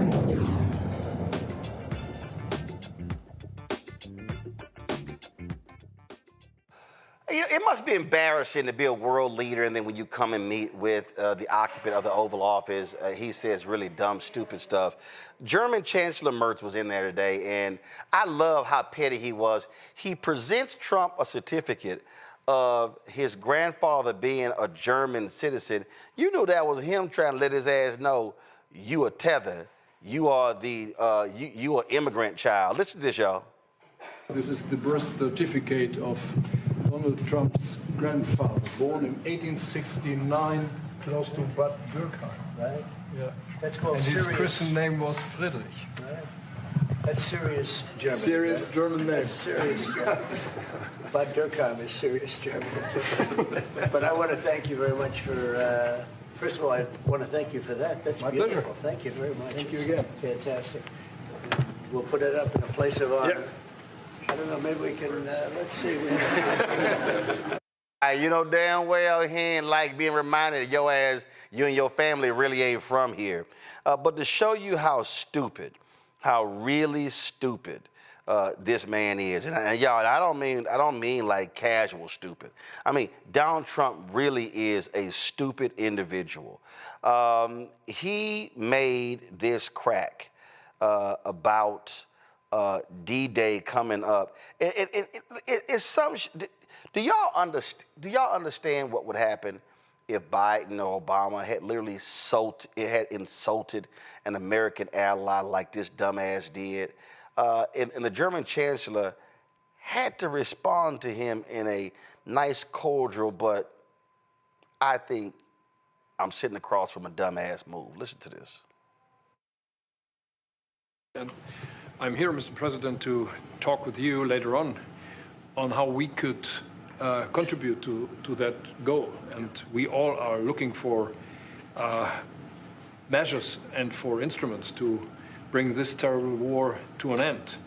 And may I remind you that we are having June 6th tomorrow.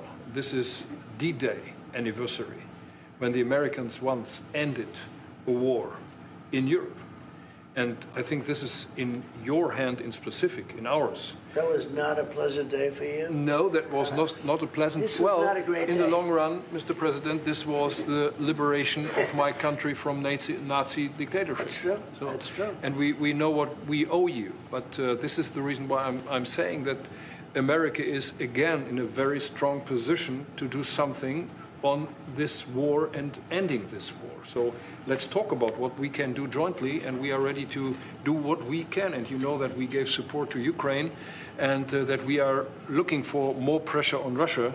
The European Union did, and we should talk about that. We will talk about it. And, Yeah. you know, it's good.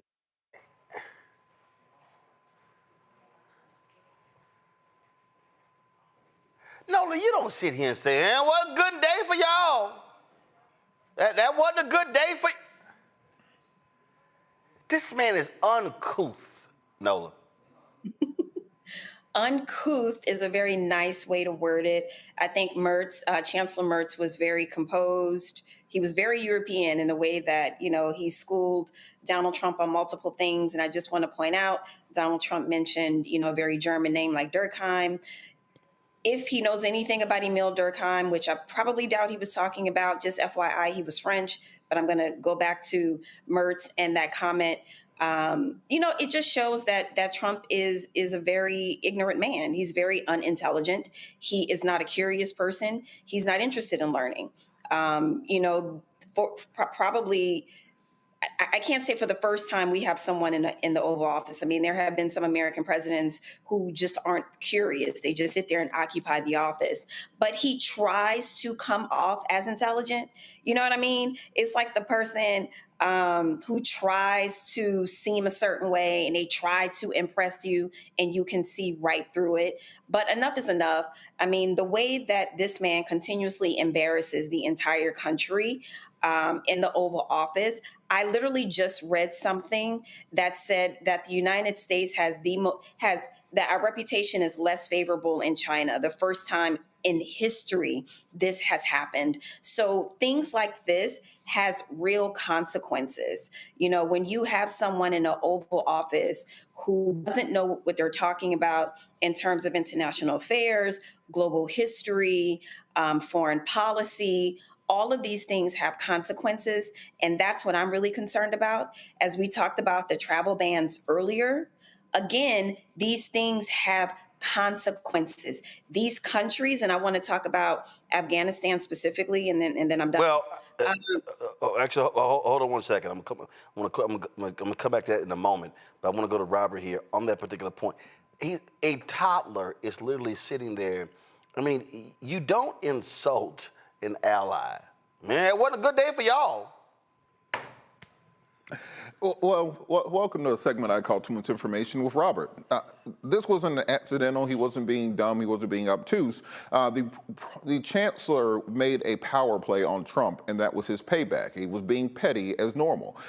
Trump's grandfather, Friedrich Trumpf, was actually born in 1869 in Bavaria. What was going on during this period of time? You were going through German unification with Otto von Bismarck. After 1,000 years of the Holy Roman Empire, and then the Confederation, the North Rhine under Napoleon, you had a system where Germany had ultranationalism that was unifying together, and therefore you had a series of wars that Friedrich Trumpf was born into. When he reached the age of 20 in 1889, he decided he was going to leave and immigrate to America. He was a draft dodger. He was trying to avoid conscription into the Bavarian army to serve the German government at the exact same time that Hitler was being born. this comes into play later. So when we talk about this, Trump's relationship to the Germans, he's not coming from a place of simply not knowing their history. It's about knowing their history all too well. His grandfather was a German ultranationalist. He was born into the same political thinking of Adolf Hitler. He was on the same side of the argument as Hitler at that point,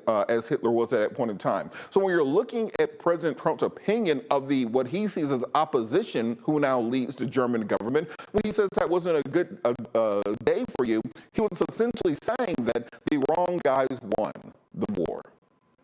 We need to realize these things are not happening in a vacuum. We keep saying he's dumb. He's dumb enough to beat the entire Republican Party, dumb enough to become president of the United States, dumb enough to get to be accused of hundreds of years worth of felonies and billions of dollars worth of debt, dumb enough to get himself elected again and take over essentially the world government. Yeah. Maybe he ain't as dumb as you think, and we need to realize that deeper games are being played. No, he is dumb. He can be dumb, and a lot of Americans can be dumb, and the Republican Party can all be dumb, and then we let the fool in the Oval Office. The issue of Russia and Ukraine did come up here, Nola.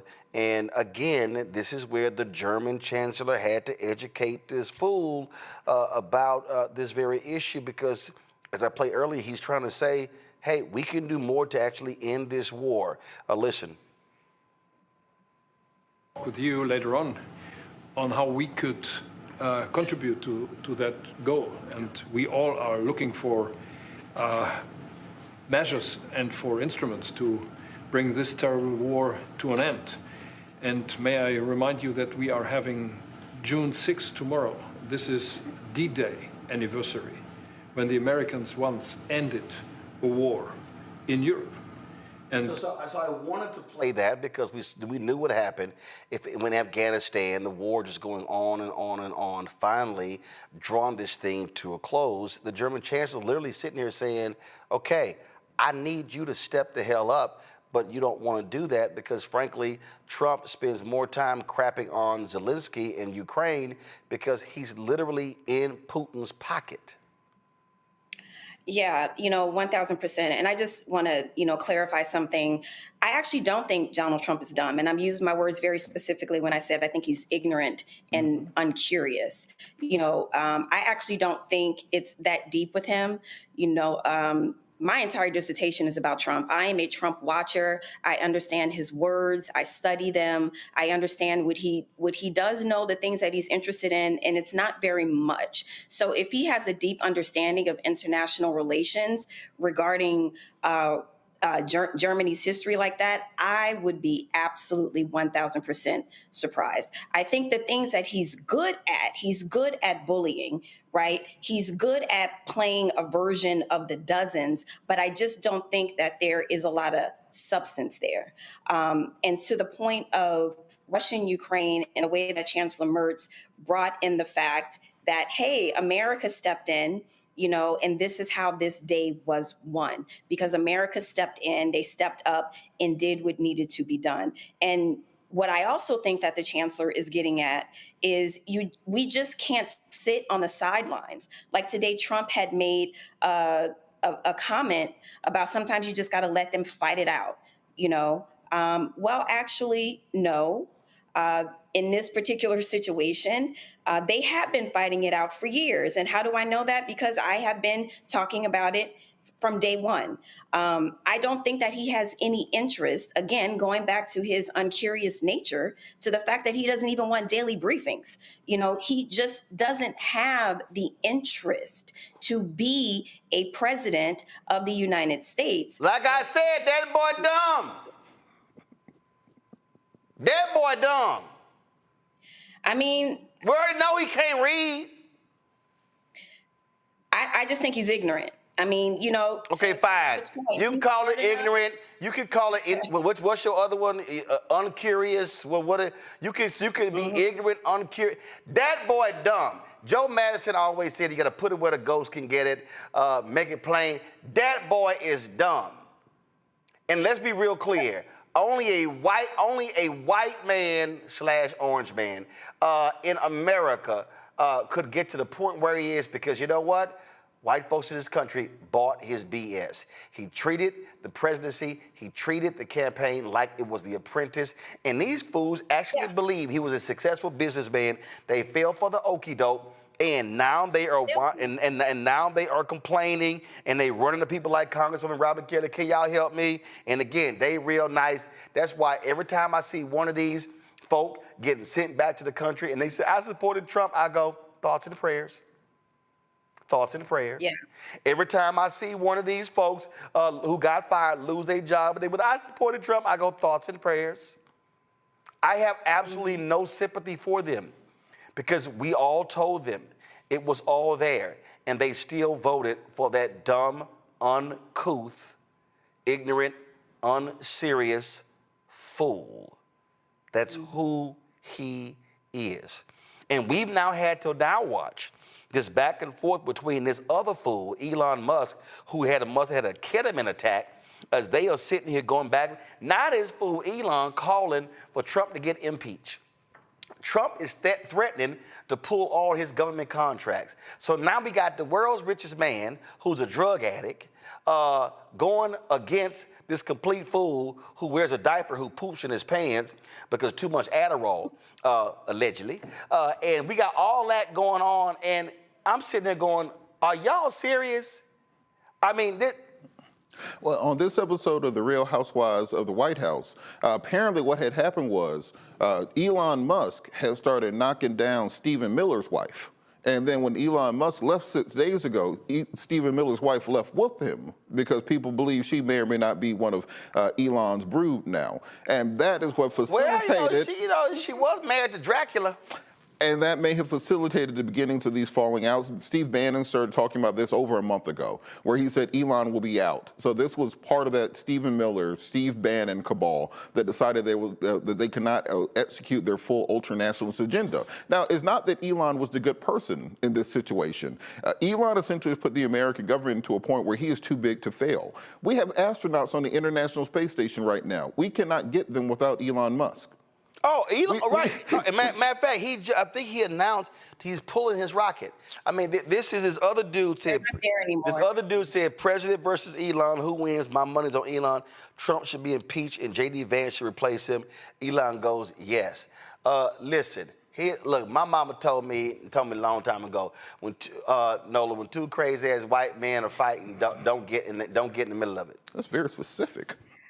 Listen, I pop my popcorn, honey. She is ready because this is juicy. And I am dead serious. Like, this is so interesting to me. But, Elon was very honest about why he backed Trump, because he knew he would have been in jail.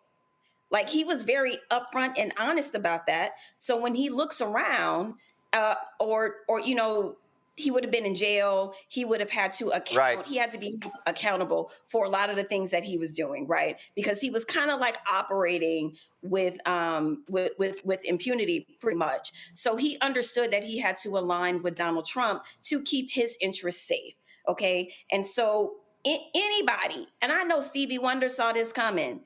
I mean, there were bets being taken. I had 3 months. I'm a little over 2.5 months. I mean, we knew this relationship would not last. We have two egomaniacs. Because they had not said, "I just called to say I love you." That ain't happening. It ain't no. Look at this one here. Time to drop the really big bomb. Donald Trump is in the Epstein files. This is the real reason they have not been made public. Mark this post for the future. The truth will come out. I ain't got no problem with all this, Nola. You said Stevie Wonder, but again, I'm just sitting here, and all the other media going crazy. I'm just sitting there saying, please, by all means, continue. I want Elon to be in such a drug stupor where he actually admits what he did to the election. That's what I'm waiting on. That's what I want him to reveal, because I feel like he's 10 seconds from doing that. And so I think he saw what happened, the power of the people. And at the end of the day, it's liberals who buy his products, right? It's liberals who are, very supportive of what he wants to do in space.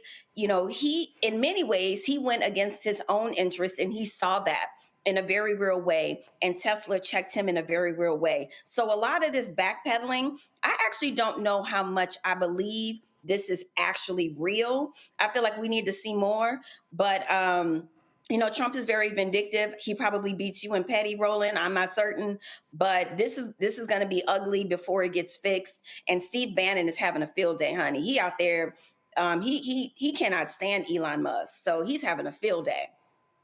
Well, again, when you got two idiots going back and forth, you let both of them implode. Well, my prediction, I think we'll see President J.D. Vance and Elon back in the White House sooner rather than later. Oh, Lord. Yeah, the tech bros. Oh, Lord. The tech bros, they have a different agenda. Well, which is pretty scary, actually. Oh, crazy as hell. Congresswoman, time for the Crockett Chronicles.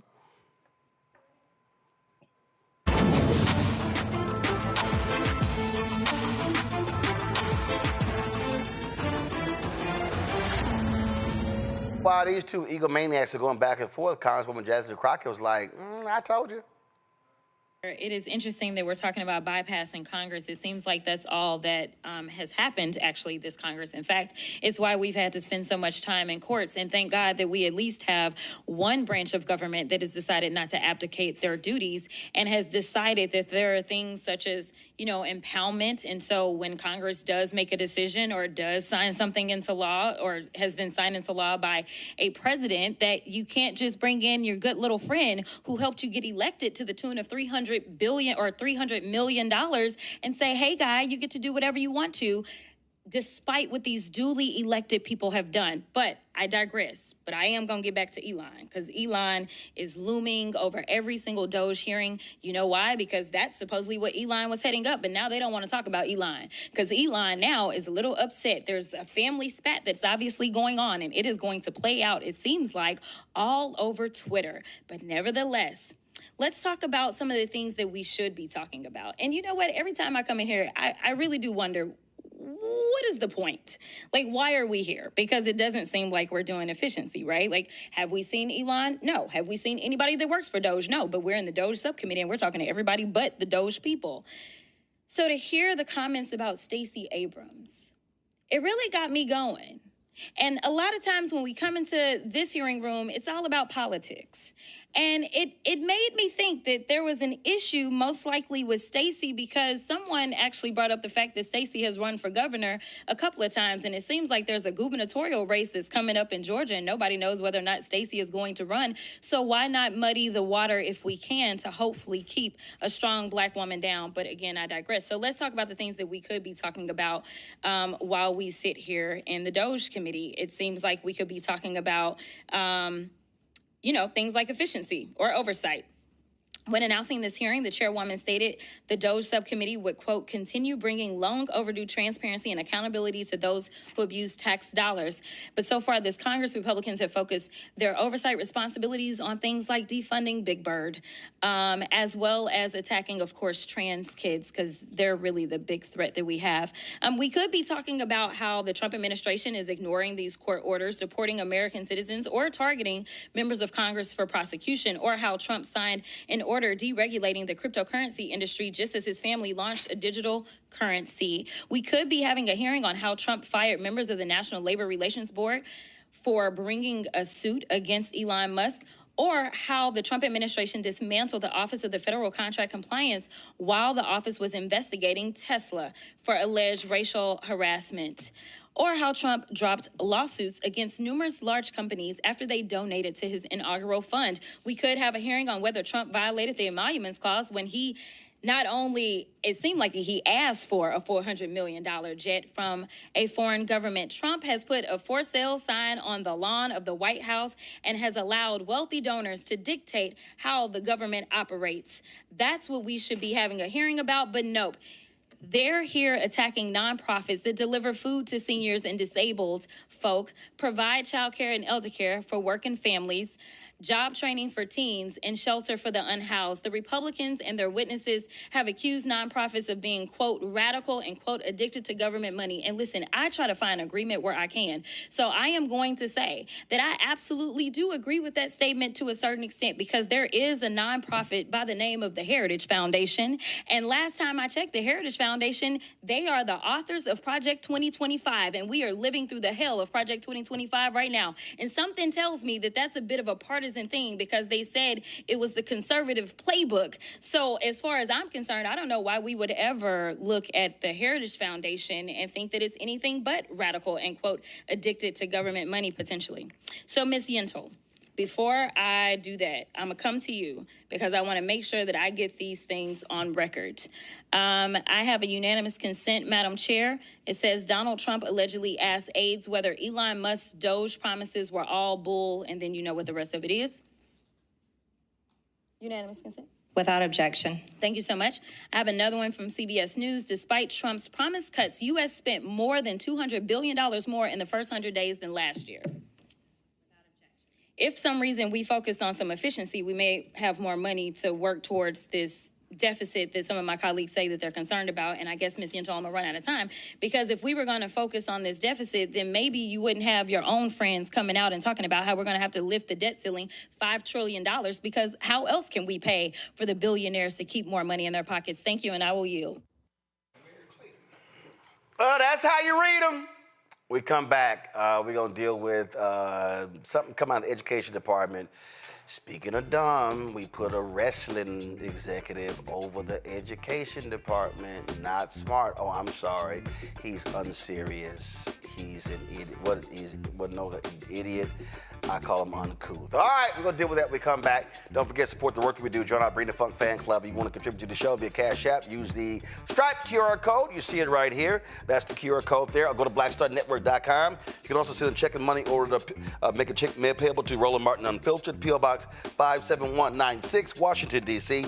2003 7-0196. PayPal is R Martin Unfiltered. Venmo is RM Unfiltered. Zelle, Roland at RolandSMartin.com. Roland at RolandMartinUnfiltered.com.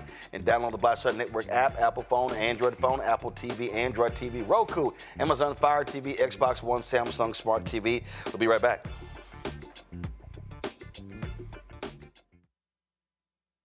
Next on The Black Table with me, Greg Carr. We featured the brand new work of Professor Angie Porter, which, simply put, is a revolutionary reframing of the African experience in this country. It's the one legal article everyone, and I mean everyone, should read. Professor Porter and Dr. Valencia Watkins, our legal roundtable team, join us to explore the paper that I guarantee is going to prompt a major aha moment in our culture. You crystallize it by saying, who are we to other people? Who are African people to others? Governance is our thing. Who are we to each other? The structures we create for ourselves, how we order the universe as African people. That's next on The Black Table, here on the Black Star Network.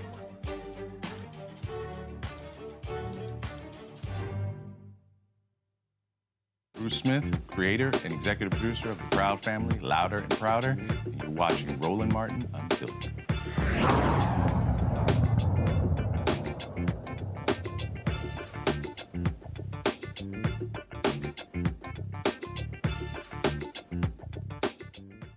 Donald Trump wants to gut the education department. What does that mean for first-generation students? There's a couple of programs called the TRIO and Gear Up programs that supports first-generation students in gaining college admission. Well, again, they're trying to fight to save these programs. Kimberly Jones, president of the Council for Opportunity in Education, and Tommy Walls, director of Alumni Relations and Career Opportunities at COE. They both joined me in the studio, and so glad to have y'all here. First of all, explain to people who have no idea what COE is. So thanks for having us here.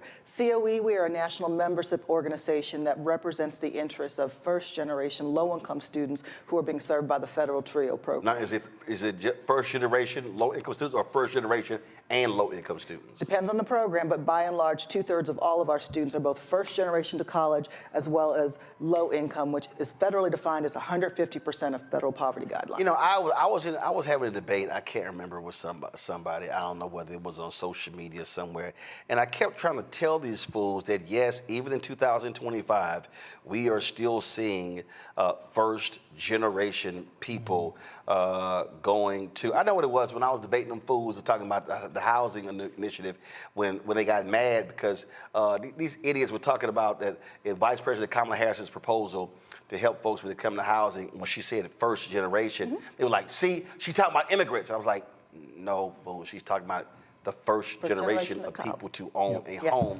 I said, just like you have first generation of people who are going to college. That doesn't mean immigrants. That means that they're the first of their, in their family line, the generation to go to college. That's what it means. Their parents do not have a college degree, yes. How many people are we talking about? So currently, TRIO serves about 870,000 students nationwide. We have 6 million alumni that we've produced over our 60-plus year history. And we are serving students in every single state, several of the U.S. territories. We are every place the American flag flies. When you say serving, what does that mean? So TRIO, and Tommy can speak to this as well, he's an alum of our programs, but we provide a compendium of services. So we know what financial aid is, right? That's the money to go to school. TRIO is the resource to help you use that financial aid. Everything from study skills, what colleges to apply for, what aid to get, what aid to turn down, what college major should you look at, what kind of jobs should you be preparing for in college. And so we're that, you know, that extra support that helps a student not just get into college, but then get through it and to graduate. All right. Yeah. Your turn. Oh, yeah, absolutely. Well, I'm Tommy Walls. I am a TRIO alum from Marquette University. Participated in Upward Bound, Student Support Services, and the Ronald E. McNair program. These programs were a lifeline to my life. It changed me in so many ways, academically, personally, professionally. And I wouldn't have been here without the program. So what's the total annual expenditure and what's at stake? So currently TRIO is funded at $1.2 billion annually. And that's, you know, in the larger scheme of things, it may not sound like a lot of money, but that's lifeblood to our communities. And we know that if these programs are eliminated, you'll be wiping out opportunity for hundreds of thousands of students. Absolutely. Questions, Robert, you first. Thank you so much for the work that both of you do. Congratulations on the success that you've had. And when we're talking about these quote unquote waste, fraud, and abuse that they say that they're cutting, downsizing, I think about the military budget often. The fact that you have the M10 Booker, the light tank, they spent $10 billion developing and just canceled it. We never got, I think we got 8 of them for $10 billion. Or some of the other places when we're doing these discussions with the public to make them understand that this isn't the place to cut, what are the arguments people need to be making? How can we win the messaging battle on these fights? That's a fantastic question. Thank you. First of all, the Department of Education is one of the smallest federal agencies. And so in terms of shrinking our footprint, in terms of how much money we're spending, you're not going to save a whole lot with the Department of Ed. And even if we do save money now, it is very short-sighted about where we'll be in the future. 20 years ago, in the year 2000, the United States ranked second globally in higher education. Today, we're 18th. Other countries have doubled and tripled down on what they're doing because they want to compete with us. And so if we are not competing, we will definitely be left behind globally. But even individually, students who get a college degree earn $1 million more over their lifetime. They have better health outcomes. They have lower unemployment rates. The list goes on. And so, and even 6 years from now, according to the Georgetown Center for Education and the Workforce, in just 6 years, in 2031, 66% of the jobs of the future will require a bachelor's degree. Oh, I had a follow-up. So that's what I was waiting. I know you had a follow-up. I had to make sure. I was like, all right, come on, ask your question. Look, I mean, in your house, I'm not trying to be. I can't get the big piece of chicken. Let's go. But on that point, education is the ephemeral causeway to success in this country. My father was a sharecropper in Georgia. My mom grew up in Haiti, and I'm here talking to you. That's because of the power of education. Absolutely. But what we're seeing is conservatives continuously attacking not just higher education, but the concept of education, almost making the argument that education is a corrupting and destructive force and justifying these cuts. When people are hearing these arguments coming so heavily from many of these social media influencers, people on the political right, how can we win this argument about the importance of really investing in our educational system to push higher education forward? Well, one thing that we're really proud of with TRIO, we are one of the most bipartisan programs you will find in Congress. We have a 128-member Congressional TRIO Caucus, and if you look at the list, it's some strange bedfellows. You will find members of the Freedom Caucus and members of the Progressive Caucus, but they walk hand in hand because they've seen the impact of these programs in their communities. And that's really what it's all about. What is it doing every day to change the lives of not just young people? We serve adults, we serve veterans, we serve students with disabilities. We're helping students from 6th grade all the way through adult ed get to and through college. Nola? Thank you so much for doing the work that you do. This is a conversation that means a great deal to me. I worked at UCLA for many years with first-generation community college students. So TRIO programs definitely is part and parcel to how a lot of those students become successful, graduate, and then transfer to four-year institutions. And, you know, I'm a Mellon, but I want to shout out to my McNair cousins. And the comment that I want to make is of the less than 60,000 PhDs in this country overall, you know, the McNair program, if I'm not mistaken, is responsible for like 2,500 of those Black PhDs in this country, you know. And so I have a little bit of a sarcastic view on this, that a lot of what we're seeing is intentional destruction, you know, and by the McNair program being part of TRIO, I think that is a way, right, to make sure that you are cutting off and chopping off the legs of Black economic and educational attainment growth. And so my question is, what sort of support, what other kind of ways are you all thinking about getting financial support, you know, preparing for the government to completely just pull the plug on TRIO programs? Because I know that some schools, I know UCLA being one of them, they did some creative things, you know, like partnering with the community colleges when funding was short. Okay. So I'm curious, what are some of the creative ways that you all are thinking about getting alternative funding? Well, TRIO, it's the federal TRIO programs. It's entirely funded by the federal government. Yes, there are handfuls of institutions that supplement that, but if the federal government were to divest, TRIO would no longer exist. So we're not giving up. We're not waving a white flag. We are claiming victory on this. If you happen to see any of the congressional hearings this past week, you saw Republicans and Democrats wave their hands and say TRIO is important. TRIO needs to be preserved. In terms of your point about economic growth, you know, I know I might not be the right place to say this, but it's not just a Black thing.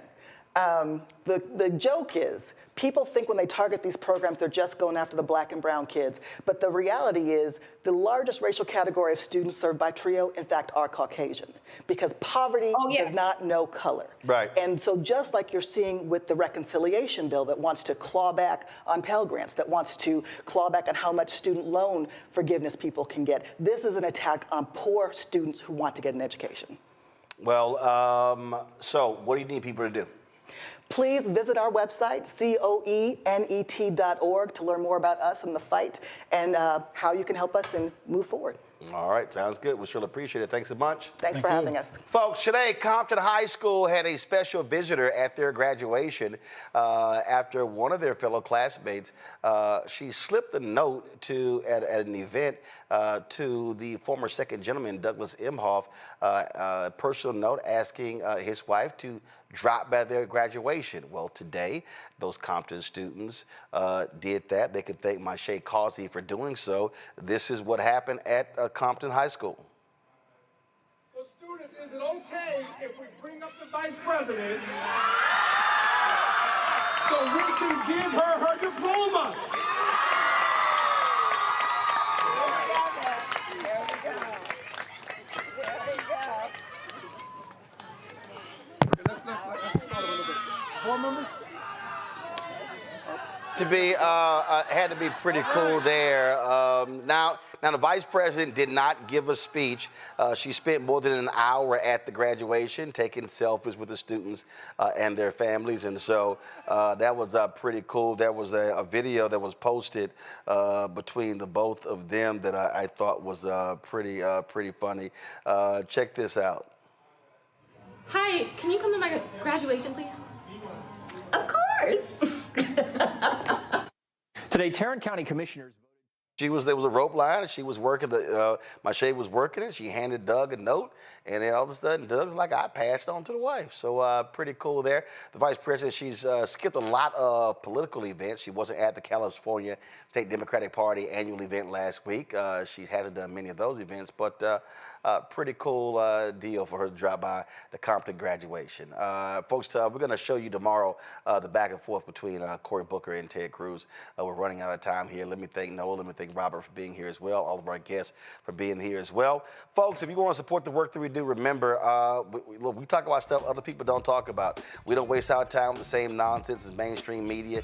I can guarantee you all of these networks are going crazy over Elon Musk and Donald Trump going back and forth. There's a reason we saved it to almost the end of the show, because there was far more important stuff that we focus on that those networks don't focus on. And I told y'all about the folks at YouTube when they dropped their weekly podcast last year. Of course, they launched it. We were number 78. And the second week we were 62nd, and then we were 46 last week. And when I saw it this week, we were actually number 51. And so we still are doing what we do. I'll look up and pull up in a second. But again, we appreciate y'all putting us on that list every single week. We check it, and what they do is when they look at when they break down their top podcasting chart, it's not based upon views, it's based upon watch hours. And the reality is, so you see right here, all these different podcasts right here. And when you look at, in terms of black news, look, it's just us when you look at the top podcast. So this is the top 100 that you see right here. And you'll see, again, Club Shay Shay. You got some black conservative dude. You got Nightcap. You got different ones. And then, of course, you get to the 85 South Comedy Show. They are 50 this week. We're number 51, ahead of the Joe Budden podcast, Gill Arenas, and others. And so, again, we appreciate y'all watching the show every single week. And again, we're going to keep speaking to the issues that other folk ignored. And so we want y'all to spread the word as well. But your support also matters. And so please support us via Cash App. Of course, use a Stripe QR code. That's how you can support us. Click the Cash App button to contribute. You can also use it for credit cards, checks and money order. Make it payable to Roland Martin Unfiltered. Send it to P.O. Box 57196, Washington, D.C. 20037-0196. PayPal is R Martin Unfiltered. Venmo is RM Unfiltered. Zelle, Roland at RolandSMartin.com. Roland at RolandMartinUnfiltered.com. Download the Black Star Network app, Apple phone, Android phone, Apple TV, Android TV, Roku, Amazon Fire TV, Xbox One, Samsung Smart TV. Be sure to get a copy of my book, White Fear, How the Browning of America is Making White Folks Lose Their Minds. All this stuff y'all seeing, them blocking African nations, I told y'all this 4 years ago. Actually, I've been speaking about it since 2009. Get the audio version I read on Audible as well. Don't forget to get our swag. You can go to rolandmartin.creator-spring.com. Of course, you'll see right there the various shirts, but there's a lot of other stuff that we have as well. Show stuff, Black Star Network. Don't forget to support the black-owned businesses that are in our marketplace. Go to shopblackstarnetwork.com, shopblackstarnetwork.com. Also, if you want to download the audio podcast, we're on the iHeartRadio network, and so you can check it out there. We're on all podcast platforms. And of course, be sure to support Fanbase. Download the app if you want to invest. They've raised more than $12 million. The goal is $17 million in the Series A raise. Go to startengine.com/fanbase. Startengine.com/fanbase. We didn't show it today. We'll show it tomorrow. We went to Capitol Hill, where Congresswoman Yvette Clarke announced the creator of the Congressional Creators Caucus. We'll have that for you tomorrow as well, and explain to you what that is and show you the video from that as well. All right, folks, it's time for you to go watch Truth Talks. They're live right now. I'll see y'all tomorrow. Holla!